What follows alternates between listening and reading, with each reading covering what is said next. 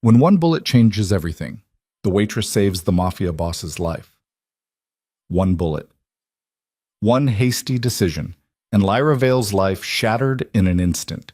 She was just a poor waitress struggling to make ends meet in the crime-ridden city of Blackwater.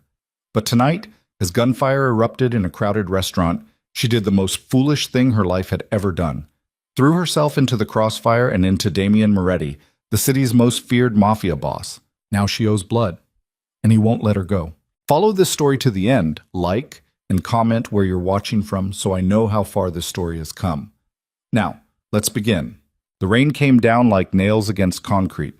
Lyra Vale's shoulders ached from carrying trays for 9 hours straight, her feet screaming inside cheap sneakers that should have been replaced 2 months ago. The Thursday night crowd at Lombardi's Italian restaurant pressed around her. Couples celebrating anniversaries, businessmen drowning their stress in overpriced wine, tourists snapping photos of pasta they'd barely touch. She was invisible to all of them, just another body weaving between tables, collecting plates, forcing smiles that never reached her eyes. 24 years old and already feeling ancient, exhausted down to her bones. Her apartment was 3 months behind on rent. Her phone had 17 missed calls from the landlord. The electric bill sat unopened in her purse because she couldn't afford to see the final notice. But she kept moving, kept smiling, kept pretending the weight pressing down on her chest didn't exist. Miss? We've been waiting 15 minutes for our check. Lyra turned, the practiced apology already forming on her lips. I'm so sorry. I'll get that for you right. The restaurant doors crashed open. The sound cut through every conversation like a blade through silk. Forks froze halfway to mouths. Wine glasses stopped mid-pour. Even the kitchen noise seemed to die.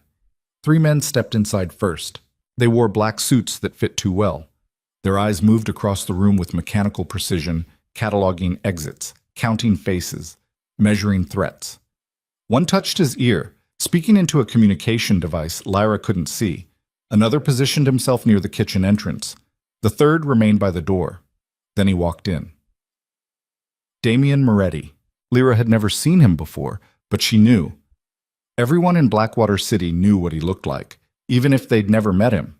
His face appeared in newspaper shadows, in whispered conversations, in the trembling voices of people who owed money they couldn't pay.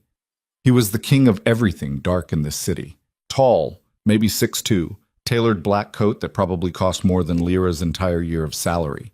Dark hair pushed back from a face that belonged in Renaissance paintings, sharp cheekbones, strong jaw, lips that looked like they'd forgotten how to smile years ago. But it was his eyes that made Lyra's breath catch in her throat. Cold, calculating, utterly devoid of mercy. A silver watch glinted on his wrist as he unbuttoned his coat. His movements were slow, deliberate, like a predator that knew nothing in this room could threaten him.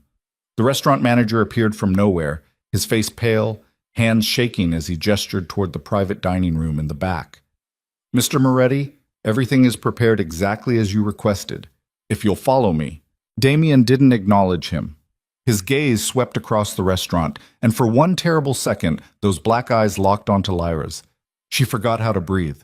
It lasted maybe 3 seconds. Then his attention moved on, and Lyra realized she'd been gripping her tray hard enough to leave marks in her palms. The 3 guards followed Damian toward the private room. Normal conversation slowly resumed, but it sounded forced now. Nervous. Like everyone was pretending they hadn't just witnessed something they shouldn't have seen. Lyra's coworker, Maria, grabbed her arm, nails digging in. Did you see him? Maria's voice shook. My cousin works at the docks. He says Damian Moretti once killed a man for looking at his sister wrong. Just looked at her. That's all it took. That's just a rumor, Lyra whispered, but her voice sounded unconvincing even to herself. My cousin saw the body. Lyra pulled away, moving toward table 12 with their check. Her hands wouldn't stop shaking. She told herself it was exhaustion. Low blood sugar. Anything but fear. The next hour crawled by in uncomfortable silence. The private dining room remained closed. Guards stood outside like statues. Lyra caught glimpses of movement through the frosted glass.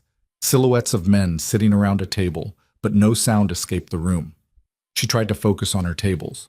On the couple arguing quietly over dessert, on the businessman drinking alone in the corner, on anything except the feeling crawling up her spine that something was about to go very, very wrong. At 9:47 p.m., the front doors opened again. These men weren't wearing expensive suits. They wore masks, plain black cloth covering everything below their eyes. One carried a shotgun, the other had 2 pistols, one in each hand. Lyra saw them before anyone else did.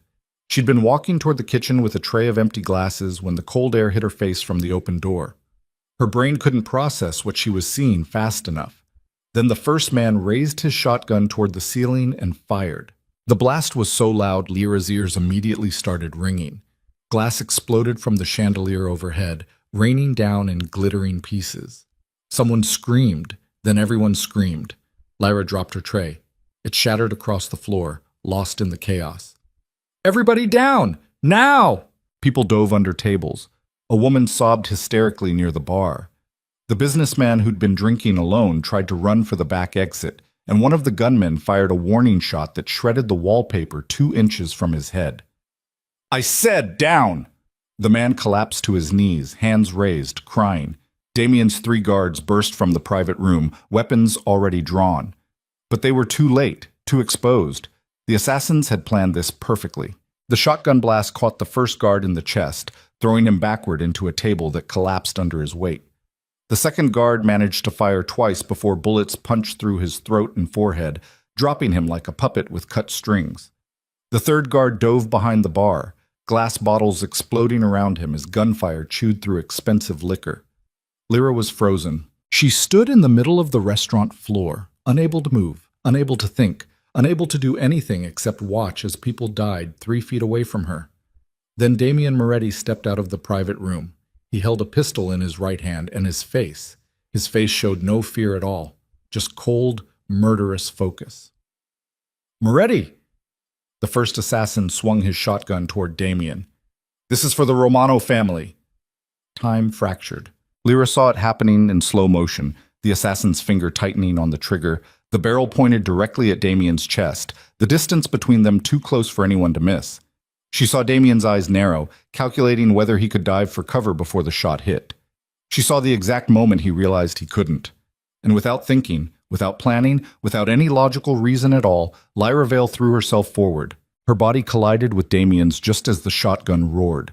The impact felt like getting hit by a truck made of fire. Pain exploded through Lyra's left side, just below her ribs. Her legs stopped working. The floor rushed up to meet her face, but she never hit it because someone caught her. Strong arms wrapped around her waist, lowering her carefully even as more gunfire erupted overhead. Lyra tried to breathe, but her lungs wouldn't work properly. Everything felt wet and warm. She looked down and saw blood, so much blood, soaking through her uniform, spreading across the floor beneath her. "Stay with me."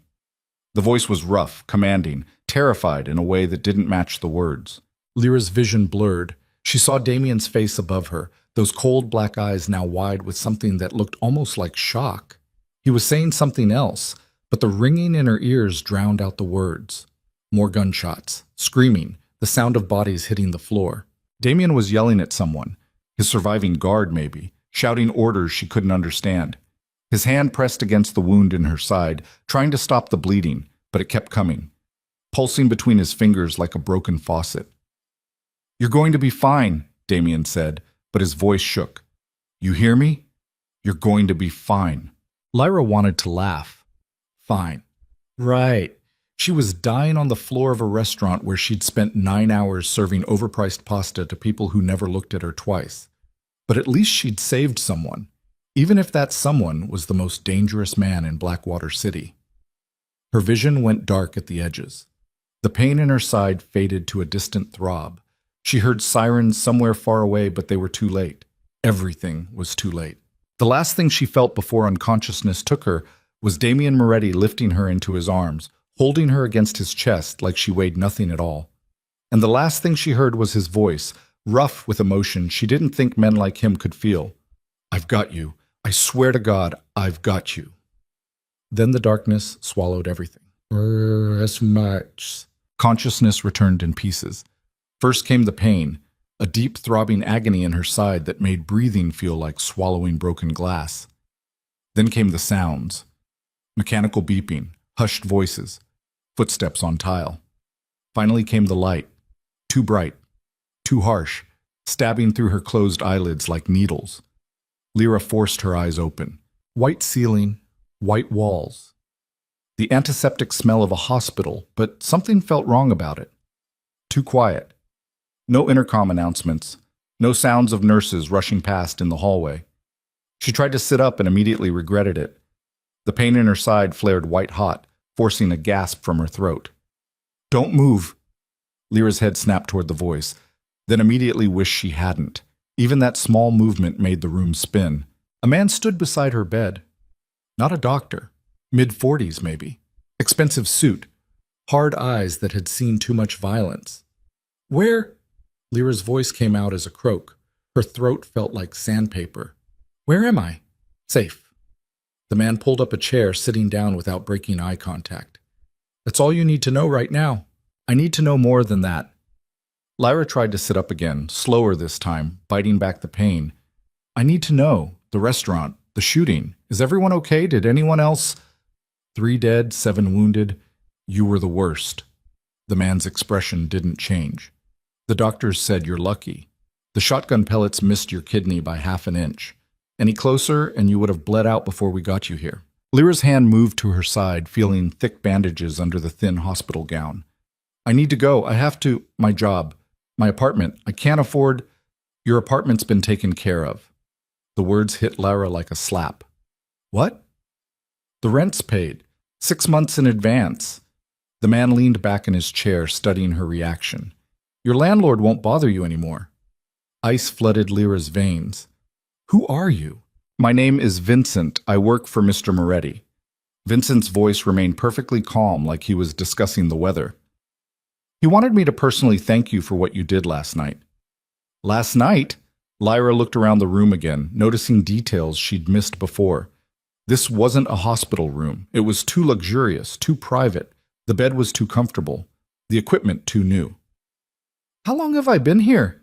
36 hours. You were in surgery for 4 hours, then sedated for recovery." Vincent stood up, moving toward the window. "Mr. Moretti has a question for you." "I don't want to answer any questions. I want to leave."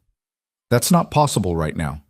The words were delivered so casually, so matter-of-fact, that it took Lyra's brain several seconds to process them. "What do you mean it's not possible?"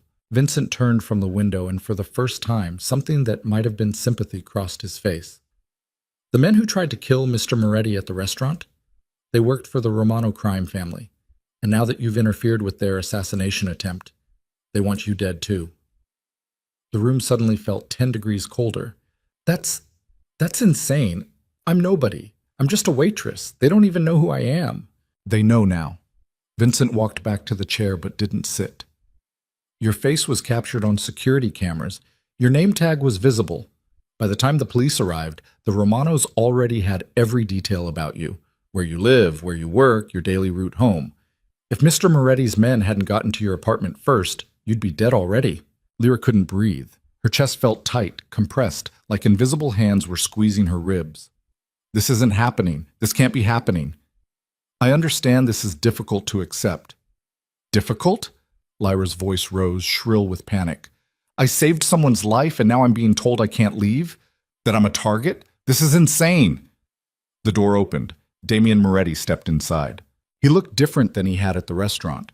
No expensive coat, just dark slacks and a white shirt with the sleeves rolled up, revealing forearms marked with old scars. His hair was slightly disheveled, like he'd been running his hands through it, and his eyes, those cold, calculating eyes, looked exhausted. Vincent immediately moved toward the door. "I'll wait outside." "No." Damien's voice was quiet but absolute. "Stay, in case she tries to run." "I'm not running anywhere," Lyra snapped, but her voice shook. "I can barely sit up." Damien approached the bed slowly, like she was a wounded animal that might bolt. He pulled the chair closer and sat down, resting his elbows on his knees. For a long moment, he just looked at her. "You should have let me die," he finally said. Lyra blinked. "What?" "At the restaurant. You should have stayed on the floor with everyone else." Damien's jaw tightened. "Instead, you threw yourself in front of a shotgun for a man you've never met. That was the stupidest thing you could have done." Anger flared hot in Lyra's chest, burning through the fear. Excuse me? You heard me. Damien leaned back, his expression unreadable. You saved my life, and now your life is ruined because of it. Then let me go. I can't. Why not? Because the Romanos won't stop until you're dead. Damien's voice remained steady, emotionless, like he was explaining simple mathematics. They've already sent men to your apartment 3 times. They've questioned your coworkers. They're watching your mother's house in Newark. Lyra's blood turned to ice. My mother is safe. We moved her to a secure location yesterday.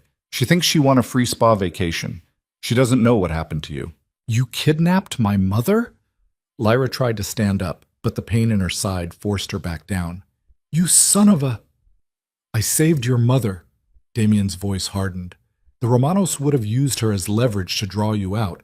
They would have hurt her in ways you can't imagine, just to make you suffer. So yes, I had my men take her somewhere safe without her knowledge. You're welcome. Lyra wanted to scream, to throw something, to do anything except sit in this bed feeling helpless and trapped. How long? Her voice came out barely above a whisper. How long what? How long do I have to stay here? Damien was quiet for a moment. Until the threat is eliminated. And when will that be? When I've killed every Romano soldier who saw your face that night. When I've buried their leadership 6 feet underground. When I've burned their organization to ashes. Damien stood up, buttoning his sleeves. Could be weeks. Could be months. I can't stay here for months. You don't have a choice. The finality in his voice made Lyra want to cry, or scream, or both. Where is here exactly? She looked around the room again, really seeing it this time. Floor-to-ceiling windows overlooking a city skyline. Expensive medical equipment. Armed guards she could now see through the partially open door. My penthouse. Damien walked toward the window, hands in his pockets. 63rd floor. Bulletproof glass. Guards on every entrance. The safest place in Blackwater City. This is kidnapping. This is protection. I didn't ask for protection. Damien turned to face her, and for the first time she saw something crack in his cold exterior. A flash of anger, maybe, or frustration. You think I wanted this? You think I wanted to be responsible for some waitress who decided to play hero? The word some waitress hit Lyra like a physical blow. Then let me go, she said quietly. Just let me disappear. I'll leave the city. Change my name. The Romanos will never find me. They'll find you in 48 hours. Maybe less. Damien crossed his arms. They have connections in every city on the East Coast. The moment you use a credit card or show your face in public, they'll know. And they'll send someone to finish what they started. So what am I supposed to do? Just live here like a prisoner? You're not a prisoner. Then prove it. Let me walk out that door right now. Damien's jaw tightened. You'd be dead before you reached the lobby. That's my choice to make. Not anymore. Damien's voice dropped to something dangerous. The second you put yourself between me and that bullet, you made a choice that tied your life to mine. You saved me. And now I'm going to keep you alive whether you like it or not. Silence filled the room like poison gas. Lyra stared at this man, this stranger who controlled her entire future now, and realized she was truly trapped, not just in this penthouse, but in a world she'd never wanted to enter. I hate you, she whispered. Something flickered across Damien's face, pain maybe, or guilt, but it vanished as quickly as it appeared. Good, he said quietly. Hate keeps you alive. Then he walked toward the door, Vincent following behind him. Wait, Damien paused, not turning around. At the restaurant, Lyra said, before I passed out. You said something. I said a lot of things. You said, I swear to God, I've got you. Lyra watched his shoulders tense. Did you mean it? Damien was silent for a long moment. Yes, he finally said. I meant it. Then he left, the door closing behind him with a soft click that sounded like a cell door locking. The next 3 days passed in a haze of pain medication and anger. Doctors came and went, private physicians who asked no questions and offered no names. They checked her vitals, changed her bandages, administered antibiotics to prevent infection. One of them, an older woman with kind eyes, tried to make small talk. You're healing remarkably well. Another week and you'll be able to walk without assistance. Lyra didn't respond. She stared at the ceiling and counted the hours until she could escape this gilded cage. On the fourth day, a woman entered her room. She was stunning, mid-20s maybe, with the same dark hair and sharp features as Damien, designer clothes that probably cost more than a car, heels that clicked against the marble floor like gunshots. "So you're the waitress who saved my brother's life?" Lyra turned her head slowly. "Who are you?" "Serafina Moretti." The woman settled into the chair beside the bed, crossing her legs with practiced elegance. "Damien's sister. I wanted to meet the person stupid enough to take a bullet for him." "It wasn't stupid." "Yes, it was." Serafina pulled out her phone, scrolling through something. "But it was also brave, reckless and brave. My brother doesn't know what to do with that combination. Your brother is holding me prisoner." "My brother is keeping you alive." Serafina looked up from her phone, her gaze sharp. "The Romanos have put a $100,000 bounty on your head. Every low-level criminal in the city is looking for you. If you walked out that door, you'd last maybe 6 hours." Lyra's stomach turned over.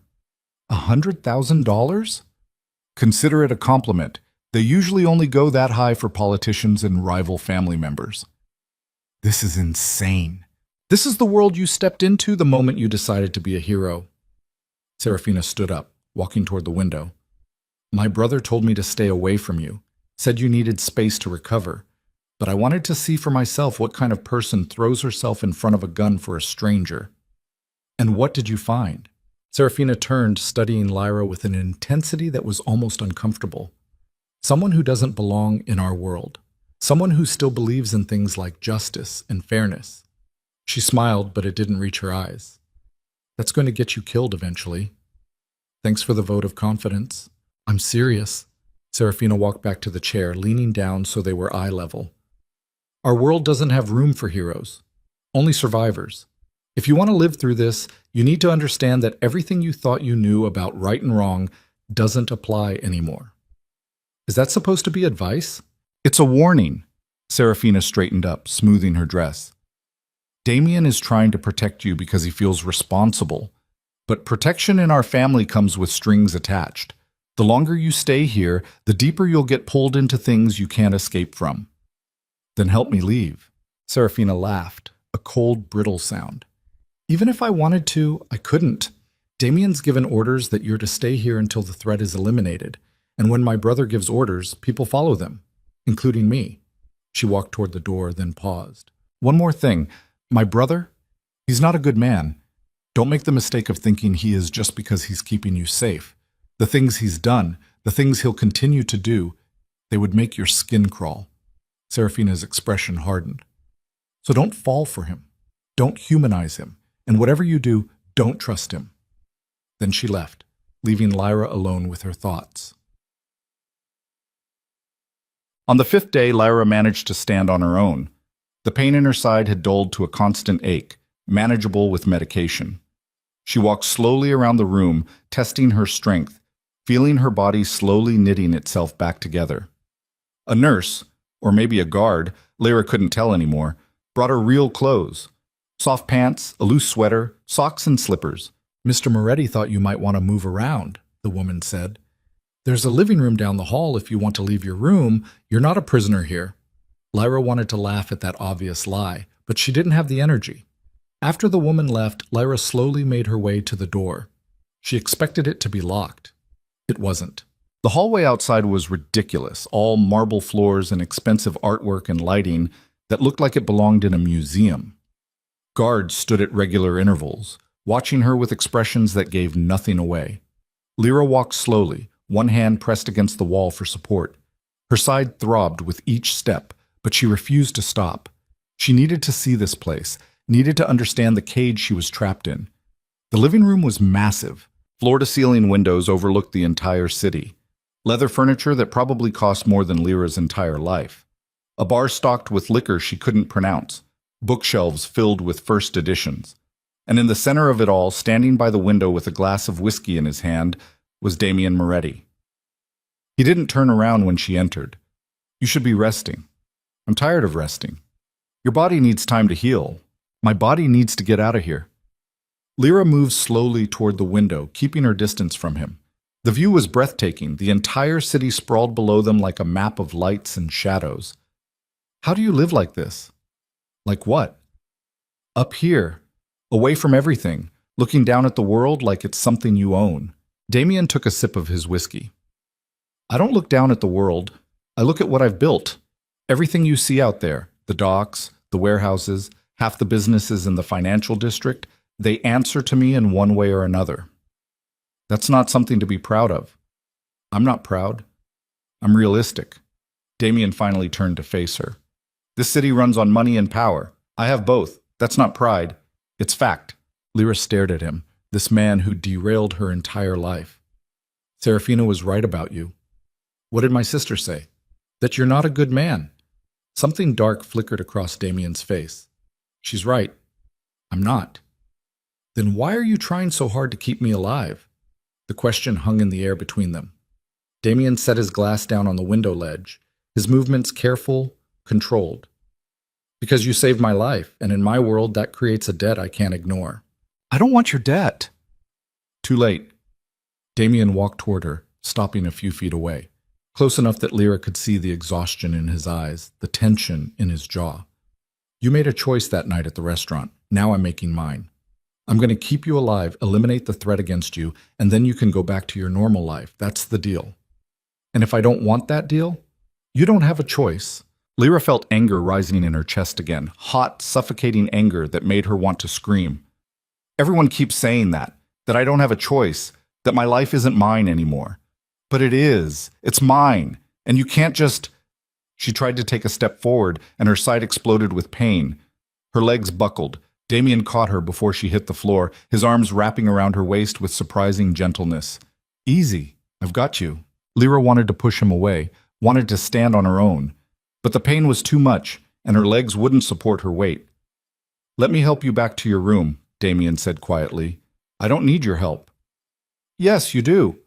He lifted her carefully, one arm under her knees, the other supporting her back, and started walking toward the hallway. Lyra wanted to protest, but the pain in her side made it hard to breathe, let alone argue.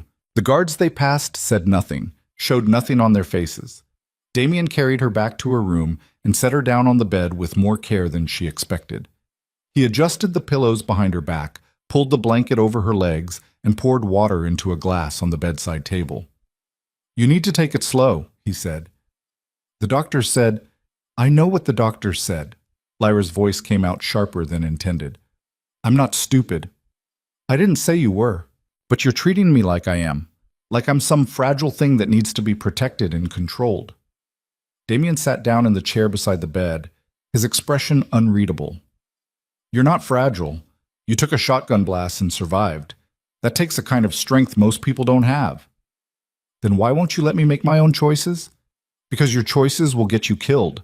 They stared at each other, two people from completely different worlds, connected now by violence and blood and circumstances neither of them wanted. I'm going to ask you something, Lyra said quietly, and I want the truth. All right?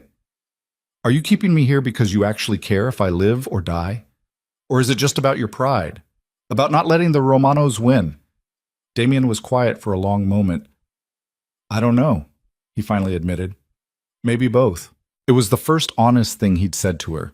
Lyra closed her eyes, exhaustion washing over her in waves. The pain medication was kicking in again, making her thoughts slow and heavy. I'm not going to thank you, she murmured, for any of this. I don't expect you to. And I'm not going to stop hating you. I don't expect that either. Lyra felt consciousness slipping away, pulled under by medication and exhaustion. The last thing she heard before sleep took her was Damien's voice, quiet and almost gentle. Sleep. I'll make sure you're safe. And despite everything, despite the anger and fear and the absolute insanity of her situation, Lyra believed him. She woke to voices arguing in the hallway. Absolutely insane, Damien. You're risking everything for some waitress. Watch your mouth, Vittorio. Lyra's eyes snapped open. The room was dark except for a sliver of light coming from the partially open door. The Romanos are already using this as an excuse to rally support, the first voice continued. It was older, gravelly, filled with contempt. They're saying you've gone soft, that you're weak, and they're right. I'm not weak. Damien's voice was cold, dangerous. I'm strategic. The girl saved my life in front of witnesses. If I let the Romanos kill her, I look like I can't protect the people loyal to me. She's not loyal to you, she's a liability. She's under my protection.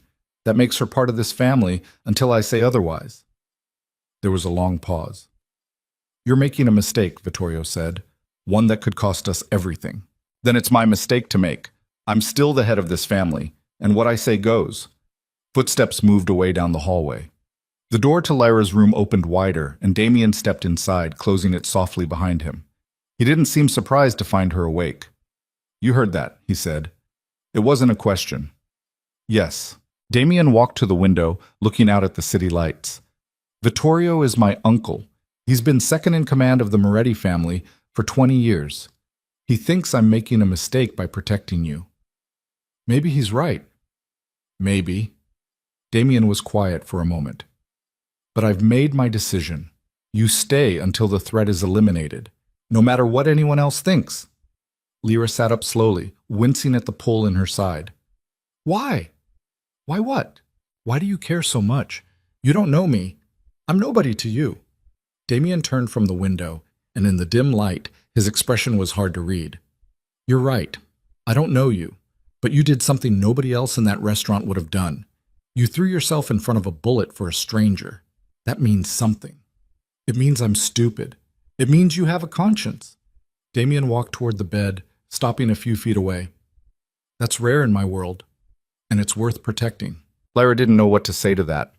The silence stretched between them, not uncomfortable exactly, but weighted with things neither of them knew how to express. Get some sleep, Damien finally said. We have a long road ahead of us. He started toward the door. Damien. He stopped, not turning around. In the hallway. You told your uncle I was part of your family. Did you mean that? Damien's shoulders tensed. For now, he said quietly. Until this is over. Then he left, and Lyra was alone again. She lay back against the pillows, staring at the ceiling, her mind racing with questions she couldn't answer.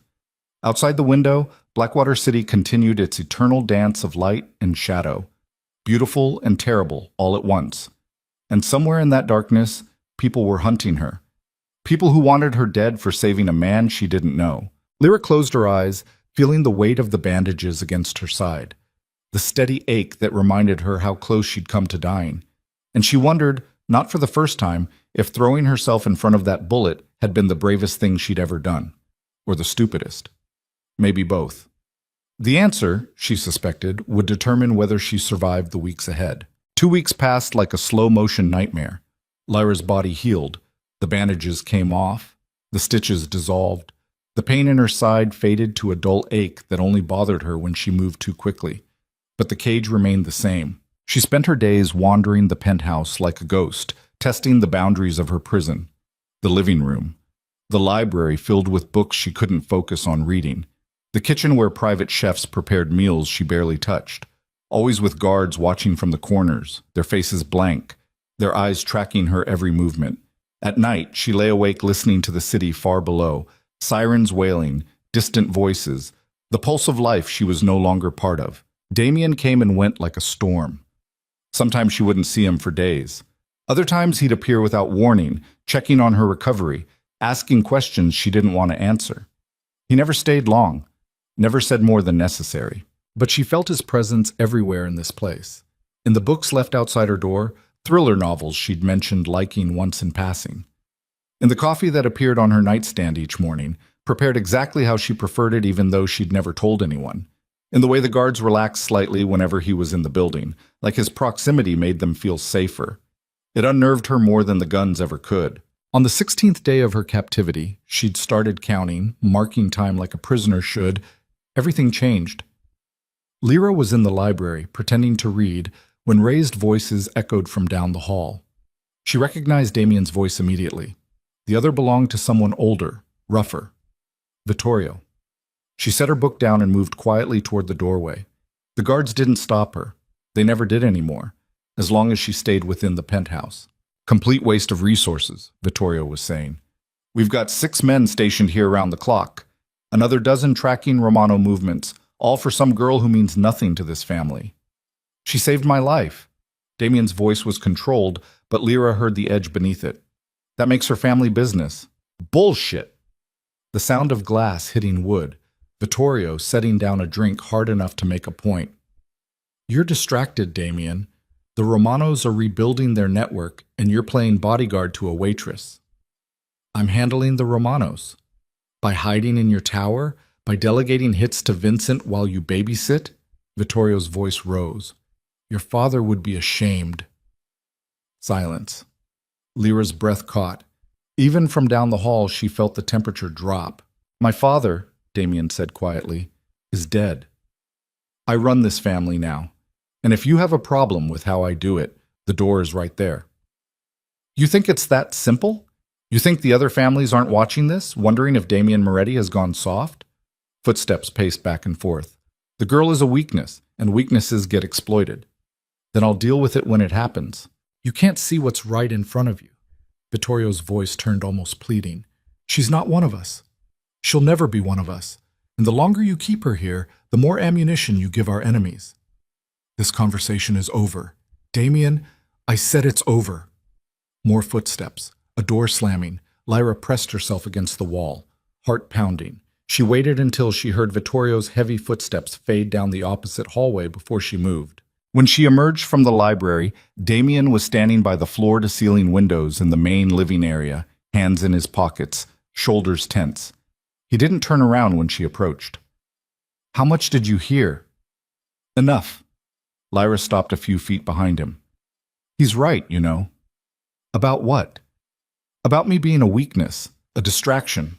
She crossed her arms, suddenly cold despite the temperature-controlled air. You should let me go. We've had this conversation. We've had a lot of conversations. None of them changed the fact that I'm still trapped here. Damien finally turned to face her. He looked exhausted, dark circles under his eyes, jaw tight with tension, shirt slightly wrinkled like he'd been wearing it for too long. You're not trapped. You're protected. Same thing from where I'm standing. No, it's not. Damien walked toward the bar, pouring himself 2 fingers of whiskey. Trapped means you have no options. Protected means you stay alive long enough to have options later. And when exactly is later? When the threat is eliminated. You keep saying that. Lyra followed him to the bar, her frustration finally boiling over. But what does that actually mean? Kill every Romano? Burn down their entire operation? How many people have to die before I'm allowed to leave? Damien downed the whiskey in one swallow. As many as it takes. The casualness of it, the cold, matter-of-fact way he said it, made Lyra's skin crawl. You're insane. I'm practical. Damien set the glass down. The Romanos declared war the moment they walked into that restaurant. Your involvement doesn't change that. It just added another name to their list. My name.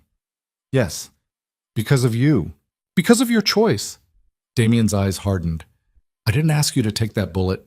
I didn't ask you to throw yourself in front of a shotgun. You did that on your own. I saved your life, and now I'm saving yours. Damien's voice rose for the first time since she'd met him. Do you think I want this? Do you think I want to be responsible for some stranger who decided to play hero? This is just as much a prison for me as it is for you. The words hit Lyra like a slap. They stared at each other across the bar. 2 people trapped in circumstances neither of them wanted, bound together by violence and blood and choices they couldn't take back. Then let me go, Lyra said quietly. Just give me money and a new identity and let me disappear. You'll never hear from me again. You'd last a week, maybe less. That's not your decision to make. Yes, it is. Damien leaned against the bar, studying her with those cold, calculating eyes. Because the second you walk out that door, you become a loose end. And the Romanos aren't the only ones who eliminate loose ends. The implication hung in the air like smoke. Are you threatening me? I'm telling you the reality of the situation. Damien's voice softened slightly. In my world, there are only 2 options. You're either inside the family or you're a potential threat. There's no middle ground, no neutral territory, and right now, you're inside whether you like it or not. Lyra felt her hands shaking. She pressed them flat against the bar to hide it. I didn't ask for this. Neither did I. Then why not just... Lyra stopped herself, but Damien caught it anyway. Just what? Kill you? He laughed, a harsh, bitter sound. That would solve everything, wouldn't it? One less complication, one less weakness for Vittorio to throw in my face. I didn't mean, yes, you did. Damien walked around the bar, pouring another drink. And you're right, it would be the smart move, the practical move. But I can't do it. Why not? He drank, not answering. The silence stretched between them until Lyra couldn't stand it anymore. Your uncle is wrong about one thing, she said quietly. Damien looked up. What's that? You're not weak for keeping me alive.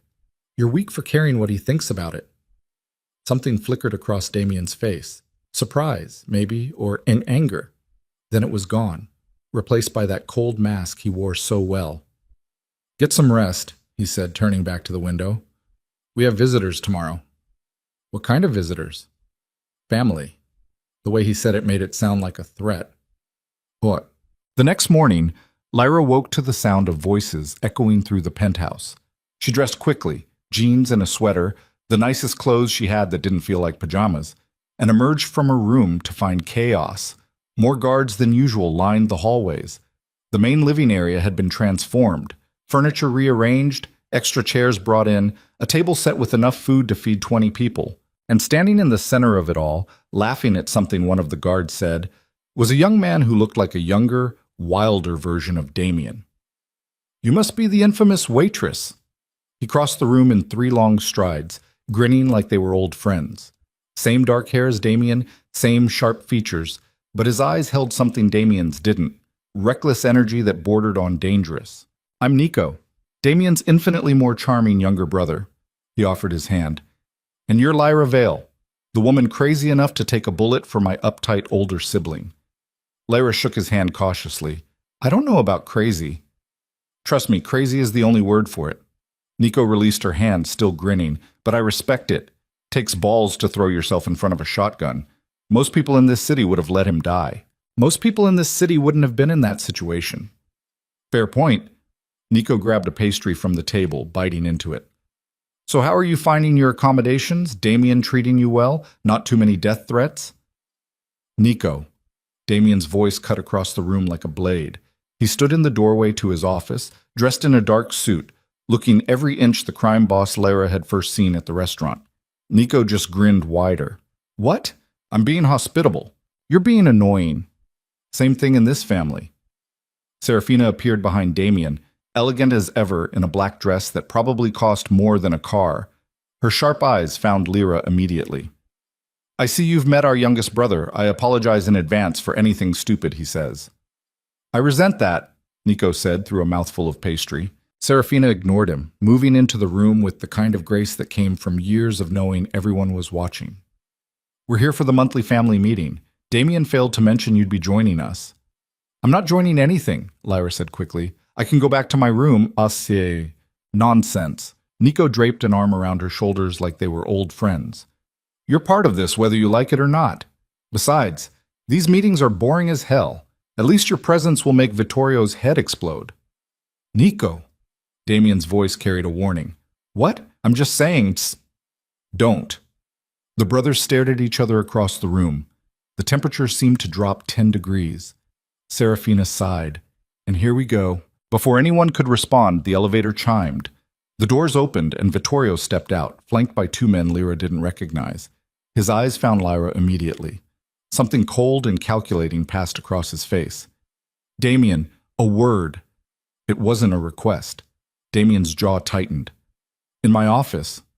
The 2 men disappeared down the hallway, Vittorio's bodyguards following. The moment the door closed, Nico let out a low whistle. Well, this is going to be fun. Shut up, Nico. Serafina moved to the windows, arms crossed. Vittorio's been pushing for weeks to have the girl removed. Now she's sitting in on a family meeting? Damien's either very confident or very stupid. My money's on stupid, Nico said cheerfully. Your money's always on stupid. Lyra stood frozen in the middle of the room, suddenly very aware that she didn't belong here. These people spoke in code she didn't understand, carried themselves with confidence she'd never possess, inhabited a world where violence was currency and loyalty was bought with blood. She took a step toward the hallway. I should really… Stay. Serafina turned from the window. Leaving now would be worse than staying. It would look like fear. And fear is weakness in this family. I'm not in your family. No, but you're under Damien's protection, which means every person in this room is watching to see if you deserve it. The word settled over Lyra like a weight. Nico grabbed another pastry. Don't worry about it. Vittorio's all bark. Mostly. That's not reassuring. It's not meant to be. Raised voices filtered through the walls from Damien's office. Not loud enough to make out words, but the anger was unmistakable. Serafina's expression darkened. This is getting worse. Vittorio's always been a pain in the ass, Nico said. Why should today be different? Because today he has a point. Serafina glanced at Lyra, then away. The girl is a complication we can't afford right now. The Romanos are regrouping. Our supply lines through the docks are compromised. We've lost 3 shipments in the last month. And Damien's distracted. He's not distracted, Nico said. He's being decent. Decent gets you killed in our world. So does being a heartless bastard. Just ask the Romanos. Serafina's eyes flashed. Don't lecture me about… The office door slammed open. Vittorio stormed out, face red with anger. He didn't look at anyone, just headed straight for the elevator. His guards scrambled to follow. Damien emerged a moment later, expression cold as winter. Meeting's postponed, he said flatly. Damien, Serafina started. I said postpone. The authority in his voice left no room for argument. Serafina's lips pressed into a thin line, but she nodded. Nico just shrugged, grabbing one more pastry before heading toward the elevator. Call me when the fireworks are over, he said. Then he was gone, and it was just the 3 of them. Serafina studied her brother for a long moment. You can't keep avoiding this conversation. I'm not avoiding anything. Then what was that? She gestured toward the elevator. Vittorio is second in command. You can't just dismiss him like some low-level soldier. I can do whatever I want. I'm the head of this family. For now. The words hung in the air like poison. Damien's expression didn't change, but Lyra saw his hands clench into fists. What's that supposed to mean? It means loyalty has limits, brother. Push too hard and even family will push back. Serafina moved toward the elevator. Think about what's more important, proving you're right or keeping us all alive. Then she was gone too, leaving Lyra alone with Damien. The silence was suffocating. Damien walked to the bar, pouring a drink with movements that were just a little too controlled, a little too careful. You should eat something, he said without turning around. I'm not hungry. Eat anyway. You're still recovering. Stop telling me what to do. Damien drank, still not looking at her. Fine. Starve. See if I care. Lyra felt anger spike through her chest. What is wrong with you? Nothing's wrong with me. Really? Because your entire family just walked out of here looking like they wanted to kill you, and you're acting like it's a normal Tuesday. It is a normal Tuesday. Damien finally turned around. This is what family meetings look like in our world. Everyone fights, everyone threatens, then we all go back to work. That's not normal. It's my normal. Lyra stared at him, this man who'd upended her entire life, who carried the weight of an empire on his shoulders, who looked exhausted and angry and somehow more human than she'd ever seen him. Your uncle's right, she said quietly. Damien's jaw tightened. About what? I'm a distraction. A liability. Everything your family does, everything you're responsible for, I'm making it harder. Lyra moved closer, ignoring the way her side still ached. So just let me go. Give me money, a new identity, whatever. Let me disappear and go back to your life. I told you, I know what you told me, that I'd be dead in a week, that the Romanos would find me, that I'm safer here. Lyra's voice rose. But maybe that's not your decision to make.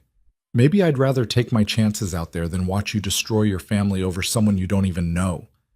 Damien set his glass down hard enough to crack. You think I'm destroying my family? I think you're trying to prove something to Vittorio, to yourself, I don't know. But it's not worth it. You're right. Damien walked toward her, and there was something dangerous in his eyes now. You don't know. You don't know what it's like to run an empire built on fear and violence, to make decisions that get people killed, To carry the weight of hundreds of lives on your shoulders every single day. He stopped inches away from her, close enough that Lyra could feel the heat radiating off him. But you know what I do know?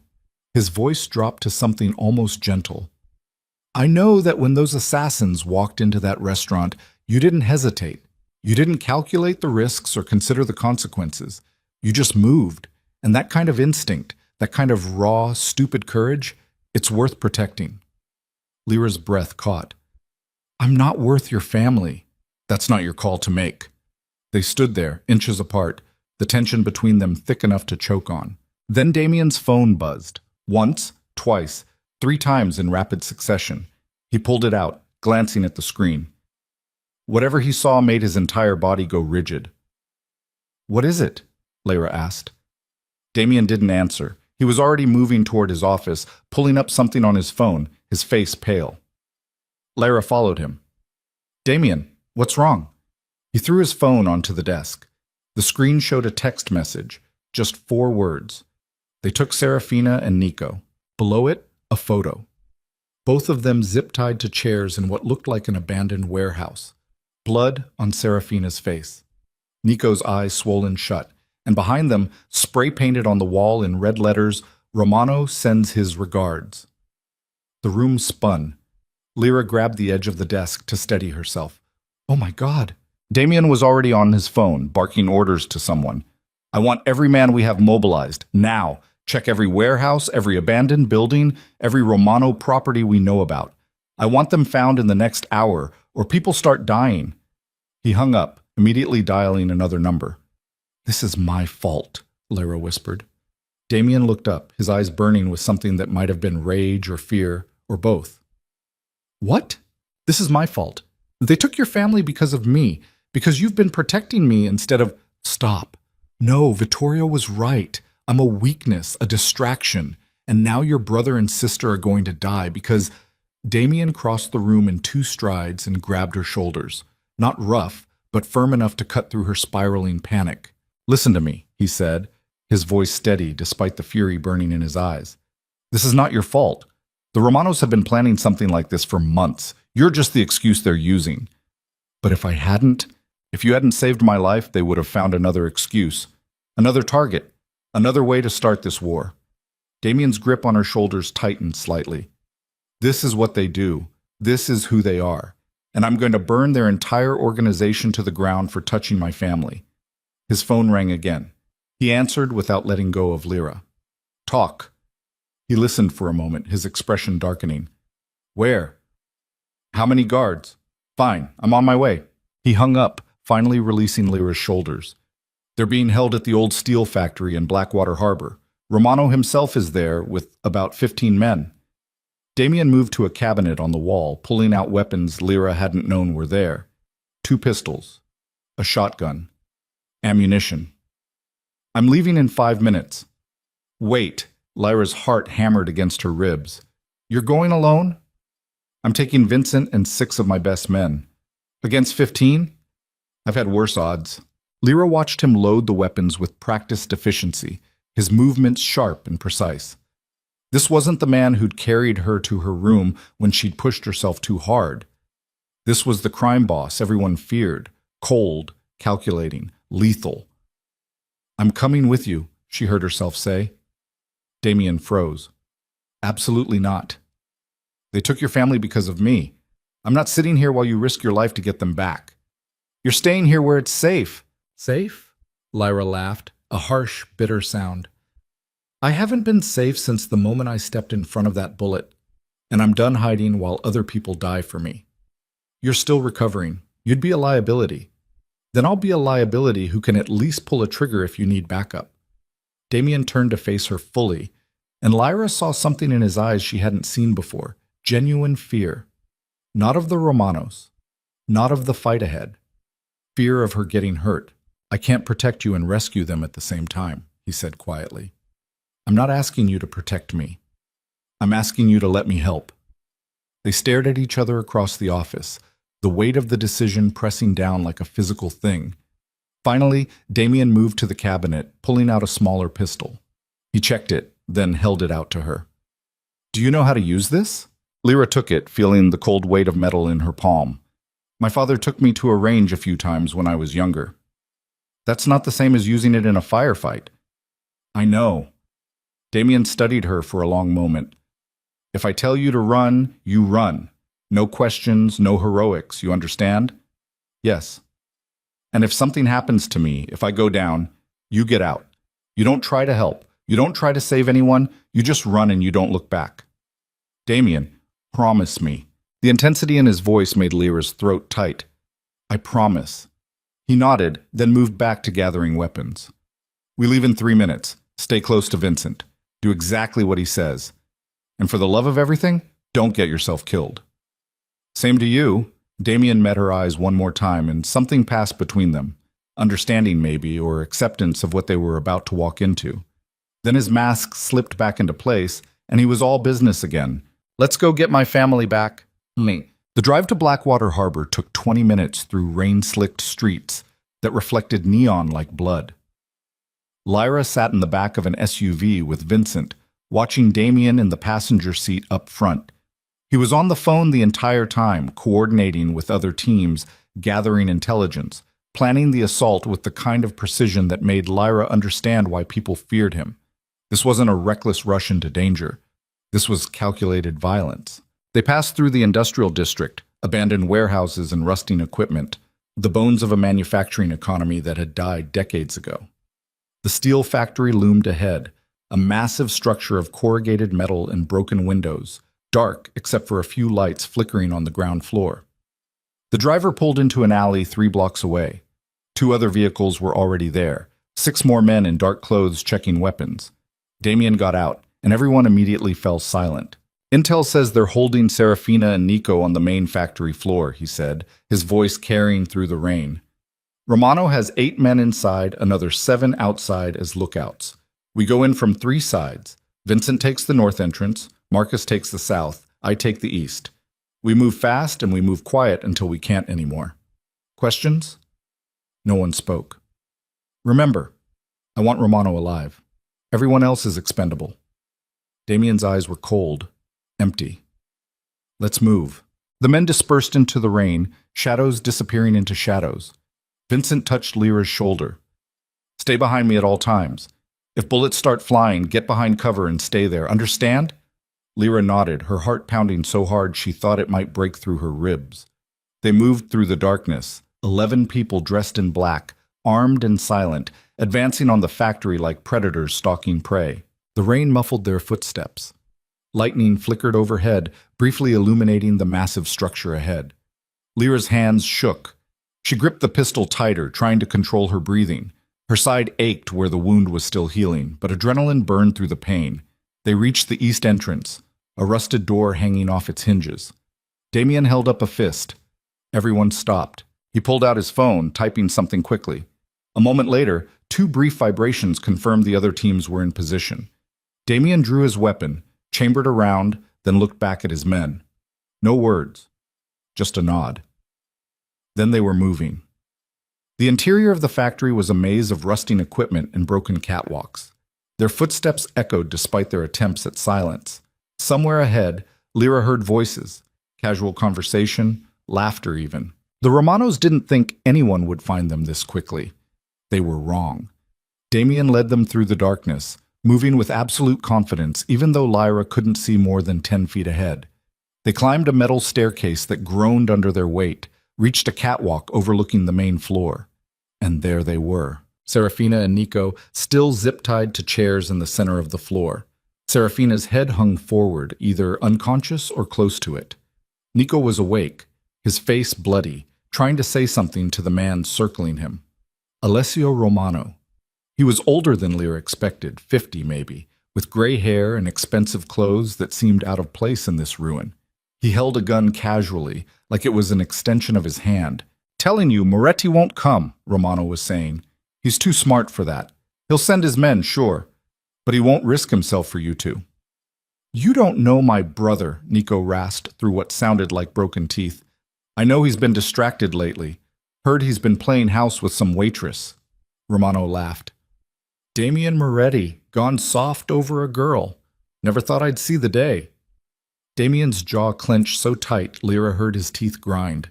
He raised his weapon, aiming carefully at one of the guards. Then everything happened at once. Gunfire erupted from 3 sides of the factory. Romano's guards went down before they could even raise their weapons. Glass shattered. Metal pinged as bullets ricocheted off equipment. Romano dove behind a concrete pillar, returning fire wildly. Damien was already moving, running along the catwalk toward a staircase that led down to the main floor. Vincent and the others followed, laying down covering fire. Lyra pressed herself against the catwalk railing, her pistol raised but shaking too badly to aim. The noise was deafening, gunshots echoing off metal walls, men shouting, the sound of bodies hitting concrete. A Romano soldier appeared below her, raising his weapon toward Damien's back. Lyra didn't think. She aimed and pulled the trigger. The recoil nearly knocked the gun from her hand. The shot went wide, missing the soldier but close enough to make him dive for cover, close enough to alert him to her presence. He swung his weapon up toward the catwalk. "Down!" Vincent's voice roared behind her. Lyra dropped flat just as bullets chewed through the metal railing above her head. Vincent returned fire, and the soldier below went down. "Stay low," Vincent shouted at her, moving past to take up a better position. Lyra's ears were ringing. Her hand shook so badly she could barely hold the gun. This wasn't like the shooting range with her father. This was chaos and terror, and the very real possibility that she was about to die. Below, Damien had reached Serafina and Nico. He was cutting through their zip ties with a knife, checking them for injuries, his movements efficient despite the gunfire still echoing through the factory. Then Romano emerged from behind the pillar, his gun aimed directly at Damien's head. "Damien!" Lyra screamed. Everything slowed down. Damien started to turn, but he was too far away, too exposed, Romano's finger already tightening on the trigger. And without thinking, without planning, without any regard for her own safety, Lyra raised her pistol and fired. The shot caught Romano in the shoulder, spinning him around, his own shot going wide and punching through empty air where Damien's head had been. Damien moved like lightning, closing the distance and slamming Romano against the concrete pillar hard enough to crack bone. "You're done," Damien growled, pressing his gun under Romano's chin. But Lyra wasn't watching anymore. Because pain exploded through her side, the old wound tearing open, blood soaking through her shirt, her legs giving out beneath her. She hit the catwalk hard, the pistol clattering away from her numb fingers. Vincent was shouting something, footsteps pounded toward her. And through the ringing in her ears, through the pain and the fear and the absolute certainty that she'd just made the stupidest decision of her life a second time, Lyra heard Damien's voice, raw, terrified, completely broken. "Lyra!"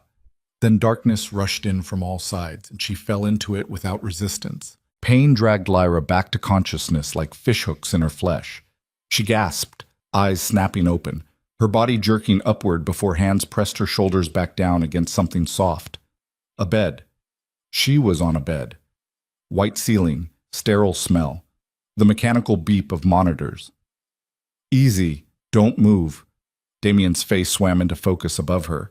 He looked like hell, blood spattered across his shirt, exhaustion carved into every line of his face, eyes red-rimmed like he hadn't slept in days. "How long?" Lyra's voice came out as a croak. Her throat felt like sandpaper. 18 hours. Damien's hand remained on her shoulder, keeping her still.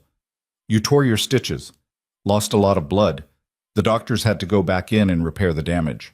Memory crashed back. The factory. Romano. The gunshot. Falling. Serafina and Nico, they're fine. Banged up, but alive. Damien finally released her shoulder, sitting back in the chair beside the bed. "Because of you. That shot you took. If you hadn't hit Romano when you did, I'd be dead right now." Lyra's hand moved to her side, feeling fresh bandages under the hospital gown. The pain was worse than before, deeper, like something vital had been damaged this time. "I'm sorry," she whispered. Damien's expression hardened. "Sorry for what? Saving my life again? Making yourself a bigger target than you already were? I told you I wouldn't be a liability. You nearly died. Again." Damien stood up, pacing to the window. "Twice now you've thrown yourself into the line of fire for me. Twice. Do you have any idea how insane that is? You would have done the same for your family. That's different. Why? Because they're blood? Damien spun around, and the raw emotion in his eyes made Lyra's breath catch. Because I can afford to lose myself. I can't afford to lose you. The words hung in the air between them like exposed wire. Lyra stared at him, this dangerous man who ruled the underworld, who'd upended her entire life, who was looking at her now like she was the most terrifying thing he'd ever faced. Damien! The door burst open. Vincent stepped inside, his expression grim. We have a problem. Damien's entire demeanor shifted in an instant, from vulnerable to cold and calculating in the space of a heartbeat. What kind of problem? Romano's talking, says he wants to make a deal. I don't make deals with dead men. You might want to hear what he has to say. Vincent glanced at Lyra, then back to Damien. It's about the girl. Ice flooded Lyra's veins. Damien's jaw clenched. I'll be right there. Vincent left, closing the door behind him. Damien turned back to Lyra, and she saw something in his eyes that looked almost like dread. I need to handle this. Stay here. Rest. What does Romano want? It doesn't matter what he wants. He's not getting it. Damien. But he was already gone, the door clicking shut with finality. Lyra lay back against the pillows, her mind racing. What could Romano possibly know about her? She was nobody. A waitress who'd made one stupid decision that had spiraled into this nightmare. Unless there was something she didn't know. Something she'd missed. The thought gnawed at her, growing teeth, becoming something she couldn't ignore. 20 minutes later, the door opened again. But it wasn't Damien. Vittorio stepped inside, alone, closing the door softly behind him. Every instinct in Lyra's body screamed danger.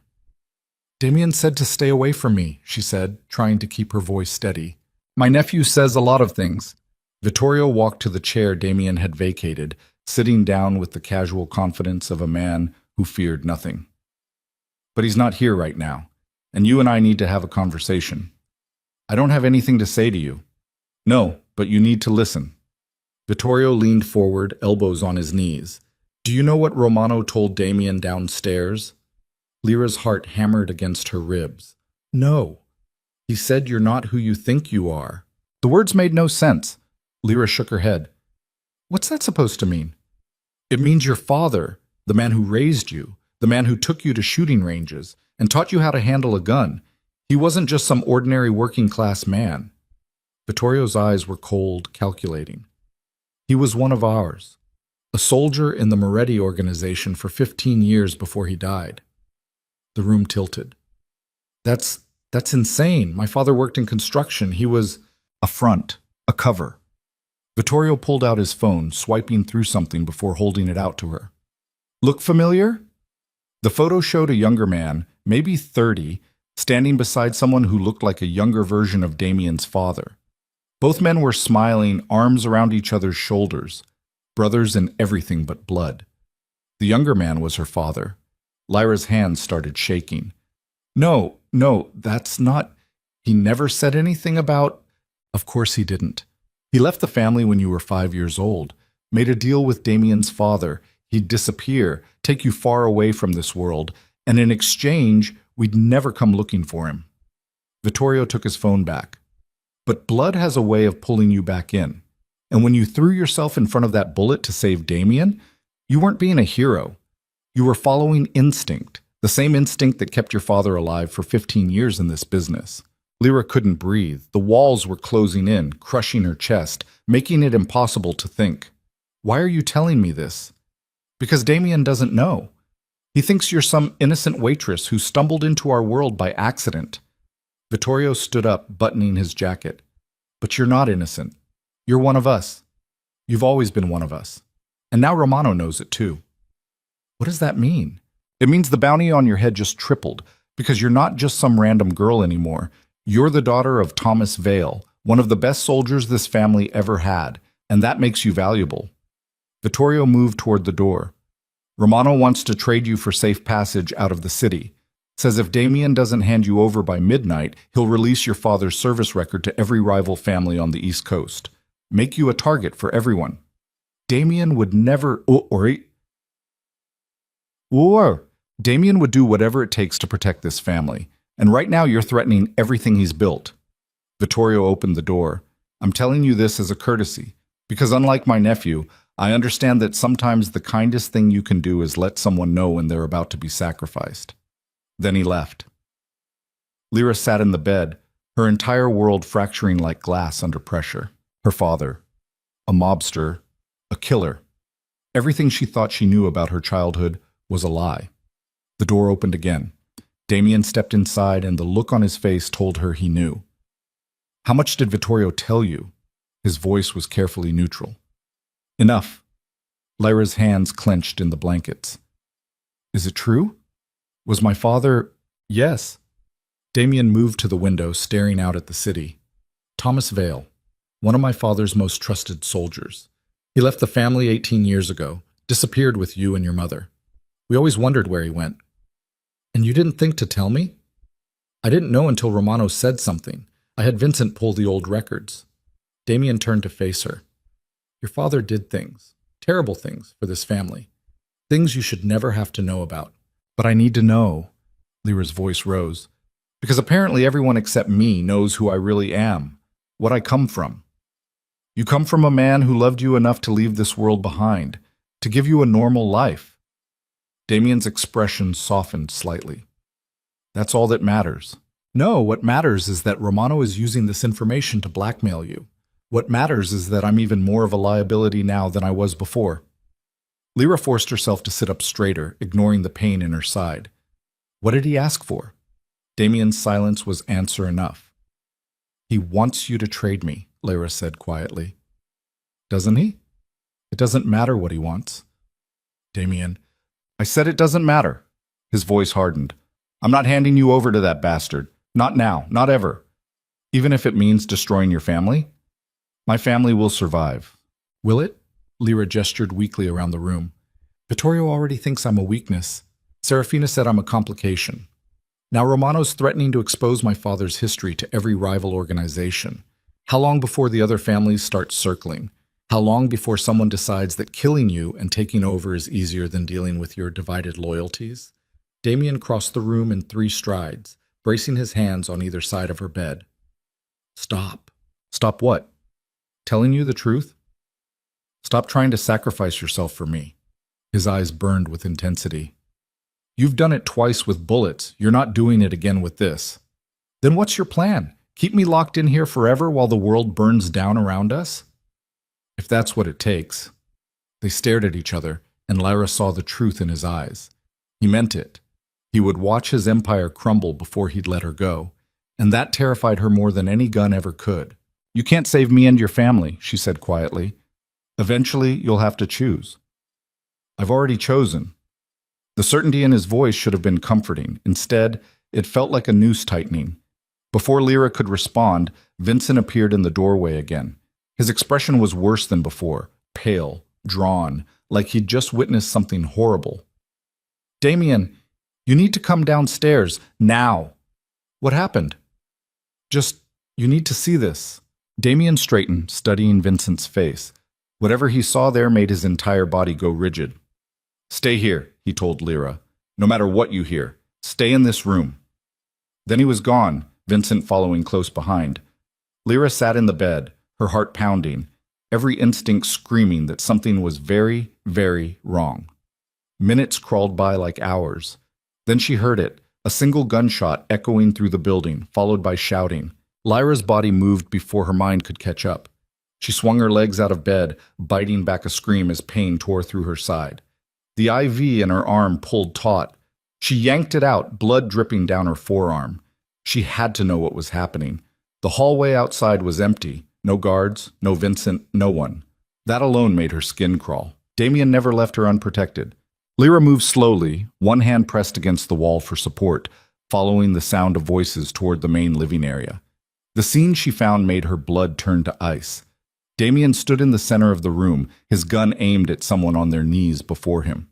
Vittorio. Blood dripped from Vittorio's mouth, his hands zip-tied behind his back. Around them, at least a dozen armed men stood with weapons drawn, but half of them had their guns pointed at Damien. "Put the gun down, nephew." Vittorio's voice was steady despite the blood. "You don't want to do this. You betrayed me." Damien's hand didn't waver. "You've been feeding information to the Romanos for months, The missing shipments, the compromised supply lines, all of it was you. I was trying to save this family from your stupidity. Vittorio spat blood onto the floor.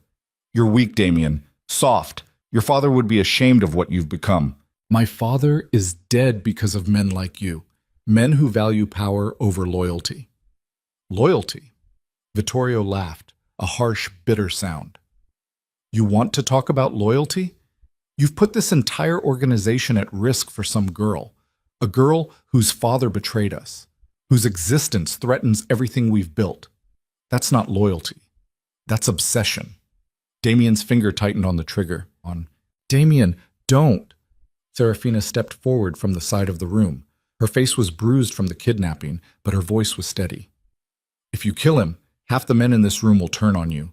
You can see them. Look at their faces. Lyra's eyes swept the room. Serafina was right. At least 6 of the armed men had shifted their stance, weapons no longer clearly pointed at Vittorio, but not quite aimed at Damien either, waiting to see which way the power would fall. He betrayed us, Damien said through gritted teeth. He's still family. Nico appeared on Damien's other side, his face a mess of bruises. And killing family in front of witnesses splits this organization in half. Is that what you want? The tension in the room was suffocating. Vittorio smiled through his bloody teeth. You see, Damien? Even your own siblings know the truth. You're not strong enough to lead this family. Not anymore. Shut up, Damien growled.